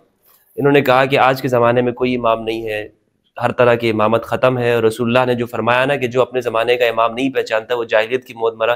تو میرا مفتی ہمدرد کا، فضل ہمدرد کا آج کوئی امام نہیں، نہ اس کو امام کو پہچاننا اس کے لیے ضروری ہے جو رسول اللہ نے فرمایا. تو آپ کیا کہتے ہیں، شیعہ بھی اس چیز کو مانتے ہیں؟ ہم اس چیز کو نہیں مانتے. رسول خدا صلی اللہ علیہ وآلہ وسلم پر بہتان باندھا ہے انہوں نے. رسول خدا نے اگر کہا ہے کہ جو بھی اپنے وقت کے امام کی معرفت کے سوا دنیا سے چلا گیا وہ جاہلیت کی موت مر گیا، تو ہر زمانے میں ایک امام ضرور ہے. اب یہ کہہ رہے ہیں کہ کوئی امام نہیں ہے، تو یہ ان کا خود کا ایک نتیجہ عکس کیا ہوا ہے. رسول خدا نے ایسا کوئی قانون نہیں دیا. دیکھیں بات یہ ہے کہ اذان کی آواز ہے. علامہ صاحب میرا سوال آپ سے یہ ہے کہ انہوں نے فرمایا کہ آج کے زمانے کا کوئی امام نہیں ہے. رسول اللہ صلی اللہ علیہ وآلہ وسلم نے فرمایا کہ من لم یعرف امام زمانی فقد مات میتۃ جاہلیہ، جو مر گیا اس حالت کے اندر کہ اس نے اپنے زمانے کا امام نہیں پہچانا وہ جاہلیت کی موت مر. ان کے نزدیک یہ ہے اہل سنت کے ہاں، انہوں نے اہل سنت کا عقیدہ بیان کیا ہے کہ آج کوئی امام موجود نہیں ہے، میرا امام کوئی نہیں ہے. اور حدیث کی وجہ بھی بتا دیں. تو اس لیے حدیث کا مطلب یہ بن جائے تو پھر جی وہ بن جائے الگ، لیکن آج کے زمانے میں نہیں ہے امام. یہ آپ کا قول ہے اور آپ کا نظریہ بھی یہی ہے، عقیدہ یہ ہے. آپ ذرا مجھے بتائیے گا کہ اہل تشیع کے ہاں کیا یہ بات صحیح ہے کہ آج کوئی امام نہیں؟ دیکھیں یہ جو بات ہے کہ رسول خدا نے فرمایا کہ جو بھی اپنے وقت کے امام کی معرفت کے سوا دنیا سے چلا گیا وہ جاہلیت کی موت مر گیا، تو یقیناً ہر زمانے میں ایک امام ہے اور اس کی شناخت اور معرفت ہونا لازمی ہے. جو بھی اس کی معرفت کے سوا دنیا سے جائے گا جاہلیت کی موت مرے گا. جیسا کہ مفتی صاحب نے کہا کہ وہ بن جانے والا قانون اللہ کے پاس نہیں ہے کہ لوگ بنائیں پھر اس پہ لوگ متفق ہوں، اس کی معرفت رکھیں ورنہ جاہلیت کی موت مر جائیں گے.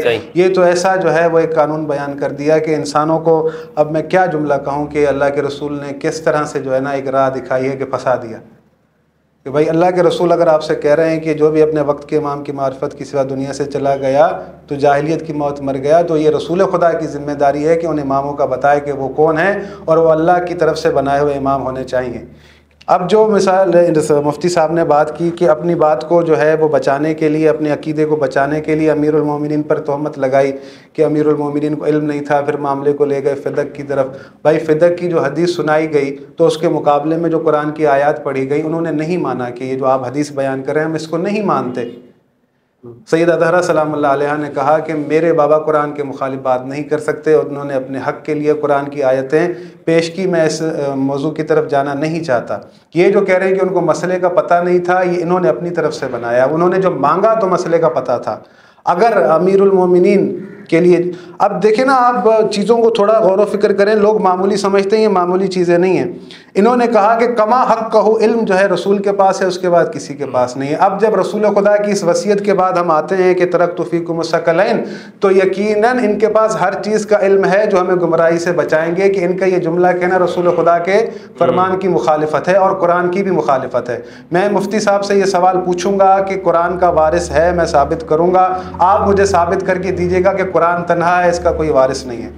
دیکھیں جہاں کما حقہ علم کی بات کی، رسول خدا کی وہ ذات ہے کہ رسول خدا کے لیے قرآن میں اللہ نے کہا کہ اللہ جبرائیل نے اللہ کے حکم سے قلب محمد پر قرآن نازل کیا، قل من کان عدوا لجبریل فإنه نزلہ علی قلبک، اے محمد صلی اللہ علیہ وآلہ وسلم آپ کے قلب پر قرآن کو نازل کیا گیا ہے۔ اب قرآن کا جو ظرف ہے وہ قلب محمد مصطفیٰ ہے۔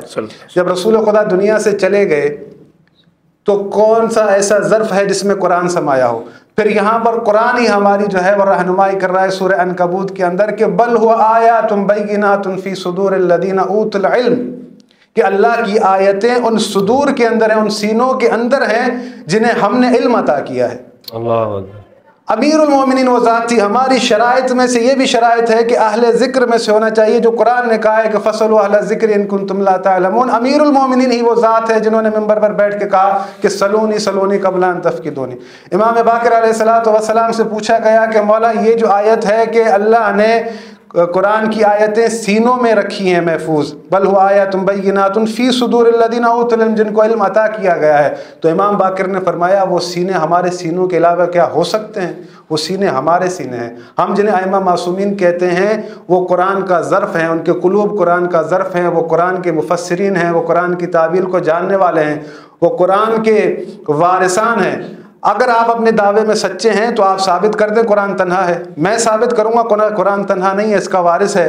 میں نے پہلے بھی آیت پڑھی، مفتی صاحب نے کہا کہ بھئی عبداللہ ابن سلام کے لیے اترا ہے، ارے اتری ہے یہ آیت بھائی، خود امیر المومنین سے پوچھا گیا آپ کی فضیلتوں میں سب سے بڑی فضیلت کون سی ہے؟ یہ روایتیں آپ کو کیوں یاد نہیں ہوتی کہ آپ فوراً جو ہے اس چیز کو وہ کر لیتے ہیں، انکار کر دیتے ہیں کہ امیر المومنین سے پوچھا گیا کہ آپ کی سب سے بڑی فضیلت کون سی ہے؟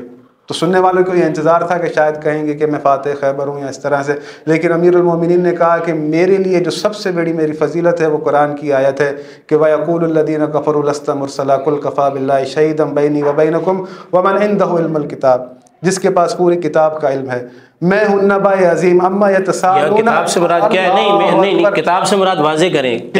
کتاب کا علم قرآن کا علم نہیں، یہاں تورات مراد ہے، عبداللہ ابن سلام آپ سے نہیں تورات مراد ہے۔ نہیں، بات یہ ہے کہ اللہ کے رسول 20 مفسرین کرام نے لکھا ہے کہ سنیں پوری اس آیت کا شان نزول یہ ہے کہ جب امیر المومنین کا بیان کیا ہوا، میں نے آپ کو امیر المومنین خود آن کر رہے ہیں، آپ قرآن کی آیت آگے پیچھے کر رہے ہیں۔ پوچھا گیا یہ بھی آپ کی تفاسیر یہودیوں کا، سن لیں میری بات، سن لیں مجھے بھی آیت کو خود آن کر رہے ہیں۔ یہودیوں کا جب وفد آیا یہودیوں کا، اس آیت میں سرکار نے فرمایا تم مجھے نبی نہیں مانتے، آپ اس کو عبدالسلام دیکھیں، سن لیں میری بات، آپ آگے کر دیں ٹائم۔ بات یہ ہے کہ آپ اس کو نے فرمایا یہودیوں سے تم مجھے نہیں مانتے، تو انہوں نے کہا کہ نہیں مانتے، تو فرمایا کہ تمہاری کتاب میں میری باتیں موجود ہیں اور اس کتاب کا علم جبریل کو بھی ہے، عبداللہ ابن سلام کو بھی ہے۔ اب اہل سنت کی کسی تفسیر میں اس آیت کی تفسیر مولا کائنات نہیں ہے۔ جو کتاب منسوخ ہو چکی ہے، جو کتاب منسوخ ہو چکی ہے، اس کا علم ہونے کا فائدہ کیا ہے؟ نہیں اس کا سب سے بڑھ کر علم کچھ اور ہے، شان نزول کچھ اور ہے۔ پھر رسول خدا کو علم نہیں ہے؟ کیا نقصان کیا؟ مولا کائنات سر آنکھوں پر عبداللہ ابن سلام کو مان، میں تو پچھلے میں سیدنا صدیق اکبر کو بھی مان چکا۔ مولا کائنات حضور کے سارے صحابہ کو علم ہے، مگر کما حق نبیوں کے علاوہ تمام علم کسی کو بھی نہیں ہے۔ اس آیت سے مراد جبریل امین، یہ کتاب سے مراد قرآن لے رہے ہیں، کتنی تعریف کر رہے ہیں، کتاب سے مراد تورات ہے۔ بھائی بات یار بات وہاں لکھا ہوا تو نہیں ہے نا مفتی صاحب، کہاں لکھا ہوا؟ نص تو نہیں ہے نا کتاب۔ ان کے پاس کون سی نص ہے کہ مولا خود آن کر رہے ہیں؟ نہیں، میں بھی آپ کو روایت دے رہا ہوں۔ نہیں، آپ جھوٹی روایت پیش کر رہے ہیں۔ اس اختلاف کا حل کیا ہے؟ جھوٹی روایت پیش نہیں، اس اختلاف کا حل یہی ہے کہ آپ کلینی کو نکالیں تو اس کے اندر خود بیان ہے۔ ابھی علامہ صاحب کا ٹائم ہے۔ اچھا اگر یہ چلیں یہاں پر عبدالسلام کو بل هو آیات بینات فی صدور الذین اوتوا العلم، اس میں کیا عبدالسلام کو لائیں گے؟ وہ صدر کون سا ہے؟ عبداللہ بن سلام کو لائیں گے۔ وہ سینہ کون سا سینہ ہے کہ جس میں اللہ نے اپنی آیتوں کو رکھا ہے؟ اس سے مراد سرکار عالم صلی اللہ علیہ وسلم کی ذات اقدس ہے۔ آپ قرآن کریم کے شان نزول کو پہلے پڑھیں۔ آج کتاب کا وارث کون ہے؟ آج علماء ہیں، سرکار کے علماء ہیں۔ آپ مجھے یہ بتاؤ کہ کل کتنا رزق ملے مجھے؟ آپ سے سوال یہ ہوگا کہ آپ سنیں، نہیں جانتے، وہ تو میرے ایک اچھا سوال ہے، ویسے یہ ایک اچھا سوال ہے۔ نہیں جانتے، کوئی نہیں جانتا۔ وارث کی کتاب بات یہ ہے کہ آپ ڈائیورٹ کرتے ہیں بات کو، جواب سننے کا حوصلہ تو آپ سے سوال یہ ہو رہا تھا کہ اس وقت امام کون ہے، آپ اپنے یہ دیں بس۔ دیکھیں، میں آپ اگر اس چیز کو مانتے ہیں، آپ مولا علی کو عالم نہیں مانتے، مولا علی کو افضل نہیں مانتے، میں یہاں پہ جبر کر رہا ہوں؟ نہیں نہیں مانتے۔ مانتے نہ مانے، میں نے اپنی دلیل دے چکا، میں آپ سے زبردستی نہیں منوا سکتا۔ بات یہ ہے کہ آپ مجھے پتہ ہے، پھر میں بات کروں گا ان سے، وہ سوال کا ٹائم نہیں ہے، میرا ٹائم ہے، میرا چلیں۔ بات یہ ہے کہ میری بات سنیں، میں نے آپ سے کہا کہ بھائی خداوند متعال نے ان آیتوں کو محفوظ رکھا ہے، یہ نہ تو حافظان قرآن کے دماغوں میں ہے، نہ یہ قرآن کا جو یہ لکھا ہوا ہے اس پر ہے، در حقیقت اس کا اصل وارث جو ہے جو اس کا جاننے والا ہے، خود یہ قرآن جو ہے وہ امام کی طرف ہدایت کرتا ہے اور امام قرآن کی طرف لوگوں کو بلاتا ہے۔ امیر المومنین ہی وہ ذات ہے جو صفین میں بھیج کر قرآن دکھاتے تھے کہ میں تمہیں قرآن کی طرف بلاتا ہوں۔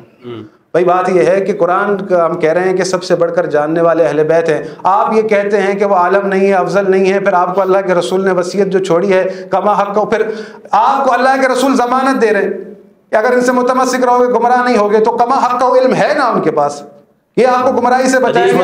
اور مشہور نہیں ہے، خبر واحد سے دلیل یقینی نہیں ہے، خبر واحد سے دلیل بس یہ آخری سوال ہے، انکار در نہیں، خبر واحد ہے، جس طرح یہ دلیل بنا رہے ہیں اس طرح یہ حدیث دلیل بن نہیں سکتی، خبر واحد ہے۔ ہماری جو روایت کی کتابوں میں یہ خبر واحد ہے، نہیں مانے، پھر آپ اپنی تفسیر بھی نہیں کر رہے نا، میں آپ کے سامنے آیت پڑھ رہا ہوں، آپ کو چاہیے کہ اس کے دوسری آیت پڑھنی چاہیے، یہ آپ تفسیر غلط کر رہے ہیں، رسول خدا نے یوں نہیں، آپ اپنا موقف دے سکتے ہیں، آپ موقف دے سکتے ہیں، اپنے قیاس پر دے رہے ہیں، اور جو ہے ان کو پتا ہے کہ یعنی میرے جواب منطقی ہیں اور میری بات منطقی ہے، میں اس کو روکوں، یعنی کہ حضرات منطقی بات کرتے ہیں، قرآنی بات نہیں کرتے، آپ قرآنی بات کرتے ہیں۔ نہیں، آپ نے ایک قرآن آیت پڑھی ہو، حضرت وہ بتا دیں کہ اس وقت امام کون ہے آپ کے، میرا میں تو بتا امام زمانہ امام مہدی عجل اللہ تعالی فرجہ بس الشریف، انہوں نے کہا کہ غائب امام کی بات کی، نہیں یہ مجھے جواب دینے دے، دیکھیں آپ بیچ میں بول کیوں رہے، تو یہ بات انہوں نے کہا زیادہ ہو رہا ہے، نہیں ٹائم زیادہ ہو جائے میں اپنی بات پوری کروں گا، آپ کو 15 منٹ ملے، مجھے 15 منٹ ملنے دیں۔ 10 منٹ ہو گئے علامہ صاحب، نہیں دیکھیں 10 منٹ میں سے 10 منٹ میں یہ کہہ رہا ہوں کہ بات یہ ہے کہ اللہ نے گزشتہ قوموں کے وارث نہیں بنائے تھے، بنی اسرائیل کو کتاب کا وارث نہیں بنایا تھا کہ اللہ کا نظام ختم ہو گیا تھا، اللہ نے آیت استخلاف کے اندر جو ہے صرف جو ہے 4 لوگوں کا خلیفہ بنانے کی ذمہ داری اٹھائی، آگے اللہ کی کوئی ذمہ داری نہیں ہے کہ بھائی ہم تو انہوں نے اللہ پر بھی جو ہے نا جھوٹا بہتان، یہ علم کو الگ کر رہے ہیں، فقہ کو الگ کر رہے ہیں، قومت کو الگ کر رہے ہیں، اپنے قیاسات کے جواب دے کر جو ہے نا آپ سمجھتے ہیں کہ آپ اپنی جان چھڑوا لیں گے، ایسا نہیں ہوگا، خود ہی کہتے ہیں آپ منطقی نہیں ہو، پھر جو ہے وہ بات کر رہے ہیں کہ بھائی میں نے آپ سے پہلے ہی وہ کہا کہ بھائی آپ کا یہ سارا نظام بنایا ہوا ہے آپ کی سوچ کے مطابق، آپ نے مسلمانوں کو بتائیں مسلمانوں کے 4 خلیفہ، پھر آپ کہتے ہیں کہ بھائی میں اسکول میں پڑھا نہیں ہوں، میں نے اسکول کی بات کی، جمعے کے خطبے میں تو آپ سنتے ہیں نا افضل البشر، میں نے تو اس کو اپریشیٹ کیا ہے، میں نے تو آپ جمعے کے خطبے میں کھڑے ہوں، جمعے کے خطبے میں خود بھی پڑھتے ہوں گے نا، بلکہ آج جب جمعہ اگلا پڑھیں گے نا تو 8 خلفاء سنا دیتا ہوں، افضل البشر بعد الانبیاء بالتحقیق امیر المؤمنین ابی بکر الصدیق رضی اللہ تعالی عنہ وعلى بالصدق والثواب امیر المؤمنین عمر بن الخطاب وعلى كامل الحياء والايمان امیر المؤمنین عثمان بن عفان وعلى غالب علي بن ابي طالب کرم اللہ تعالی وجهه الكريم وعلى الامامین الهمامین السعیدین ابی حسن حسین۔ بھائی پورا خطبہ نہیں سنا، لوگ سمجھ رہے ہیں، آپ جو ہے جمعے کے اندر 8 خلفاء کے نام لینا، آپ جا کر آپ 4 کے لیتے ہیں، آپ اسکول میں نہیں کروا سکتے نا، منصوص من اللہ بھائی میں کہہ رہا ہوں علامہ صاحب یہ سوال بنتا ہے، منصوص من اللہ جمعے کا خطبہ دیں گے اس میں جو ہے نا جو 3 آپ نے اور مزید نام لیے نا ان کے بھی آپ یہ علامہ صاحب کہ منصوص من اللہ، یہ ہے کہ میرا نہیں ان سے پوچھیں نا اس وقت میرا امام مہدی ہے، ٹھیک ہے، خداوند متعال نے فرمایا کہ وَاصْبِرْ نَفْسَكَ مَعَ الَّذِينَ يَدْعُونَ رَبَّهُمْ بِالْغَدَاةِ وَالْعَشِيِّ، سورہ کہف کی آیت نمبر 28 ہے، وَاصْبِرْ نَفْسَكَ مَعَ الَّذِينَ يَدْعُونَ رَبَّهُمْ بِالْغَدَاةِ وَالْعَشِيِّ يُرِيدُونَ وَجْهَهُ، اس نفس کے ساتھ صبر کر جس نے اپنا سب کچھ اللہ کی رضا، ابھی انہوں نے شہادت دی ہے کہ امام صاحب تو یہ تو بھی دیکھیں علامہ صاحب یہ رکھ علامہ صاحب یہ بالکل دیکھیں اس طرح سے نہیں ہوتا، قرآن کی آیت نہیں، قرآن کی آیت پڑھ رہے ہیں، موضوع سے ہٹ کے پڑھ رہے ہیں نا، آپ نے سنی نہیں، موضوع پہ بات نہیں ہو رہی، سوال آپ کا اس وقت امام مہدی اسی پہ بات کریں، یہ تو نہیں کہہ سکتے کہ قرآن کی آیت 45 قرآن کی آیتیں امام مہدی کے بارے میں، آپ کیا بات کر رہے ہیں؟ تو اس وقت وہ نہیں ہے، آپ کے پاس بغیر کے چل رہی ہے نہ رسول خدا کی وصیت ہے آپ کے پاس، آپ بات کس طرح سے کر رہے ہیں؟ میں اگر جو بات کر رہا ہوں، جو تفسیر کر رہا ہوں، جو ترجمہ کر رہا ہوں اہل بیت علیہ السلام کا بتایا ہوا ہے، میرا اپنا نہیں ہے. آپ جو باتیں کر رہے ہیں وہ اپنی طرف سے کر رہے ہیں. آپ کما حق علم کی بات کی آپ نے، میں کہہ رہا ہوں کما حق علم، جیسے رسول کے پاس علم تھا لازمی ہونا چاہیے کہ رسول خدا پھر آپ کو جو ہے ادھورے علم والے رسول خدا آپ کو بطور وصیت دے سکتے ہیں. آپ تو رسول خدا کے باتوں پر سوالیہ نشان اٹھاتے جا رہے ہیں. نہیں بھائی کوئی سوال نہیں ہے. اگر وہ ان کے پاس مطلق علم نہیں ہے، ان کے پاس مطلق علم نہیں ہے. میں نے خود سنا ہے، اہل سنت کا عقیدہ ہے، وہ پھر دیوبندی ہوں بریلوی ہوں، ان کے جلسوں میں ان کی تقریروں میں سنا ہے کہ نبی کی وراثت جو ہے وہ علم ہوتی ہے. بھائی رسول خدا عقیدہ ہے رسول خدا کی اگر وراثت علم ہوتی ہے تو وہ مطلق ہوتی ہے یا ادھوری ہوتی ہے؟ وہ تو پھر آپ جو ہے اپنی طرف سے بنا کر دیں گے نا. اگر علم کی وراثت ہوتی ہے تو وہ مطلق ہوگی. اسی لیے رسول خدا نے کہا ہے کہ بھائی میں تم میں قرآن اور اہل بیت چھوڑ جا رہا ہوں. پھر جن کے پاس رسول خدا کا علم ہے وہ اگر کہیں کہ یہ چیز میری ہے تو پھر وہ ان کی ہے، کیونکہ علم رسول خدا کا چلنی چاہیے، کیونکہ پھر وہ علم رسول خدا چل رہا ہے. میں آپ کو امام مہدی کا مسئلہ کلیئر کر دوں. دیکھیں آپ سوال میری طرف چل رہا ہے تو مفتی صاحب کو چاہیے کہ سنیں، اور آپ بس یہ میرا سوال پورا ہونے دیں، بہت ٹائم زیادہ ہو گیا. آپ پھر چاہیں گے تو اس پر مزید اور بات ہو جائے گی. میں حاضر ہوں ہمیشہ مفتی صاحب سے بات کرنے کے لیے. میں دیکھ رہا ہوں کہ مفتی صاحب روز نئی جو ہے باتیں لے کر آتے ہیں اپنے عقیدے کو بچانے کے لیے، اور جو ہے ان کی ایک کاوش ہے. میں یہ چاہتا ہوں کہ کھلے دل سے جو ہے نا اس کو دلیل کو تسلیم کر لیا کریں، اور جو ہے وہ اس طرح سے نقص کیا کریں کہ وہ قطعی ہو. اور یہ جو میں آیت پڑھ رہا تھا کہ خداوند متعال نے در حقیقت ہمیں کہا ہے کہ تو بھی صبر کر اس کے ساتھ جس نے اپنا سب کچھ اللہ کی رضا کی خاطر چھوڑ دیا ہے. یریدون وجہہ، وہ اگر چاہتے ہیں تو فقط اللہ کی رضا چاہتے ہیں.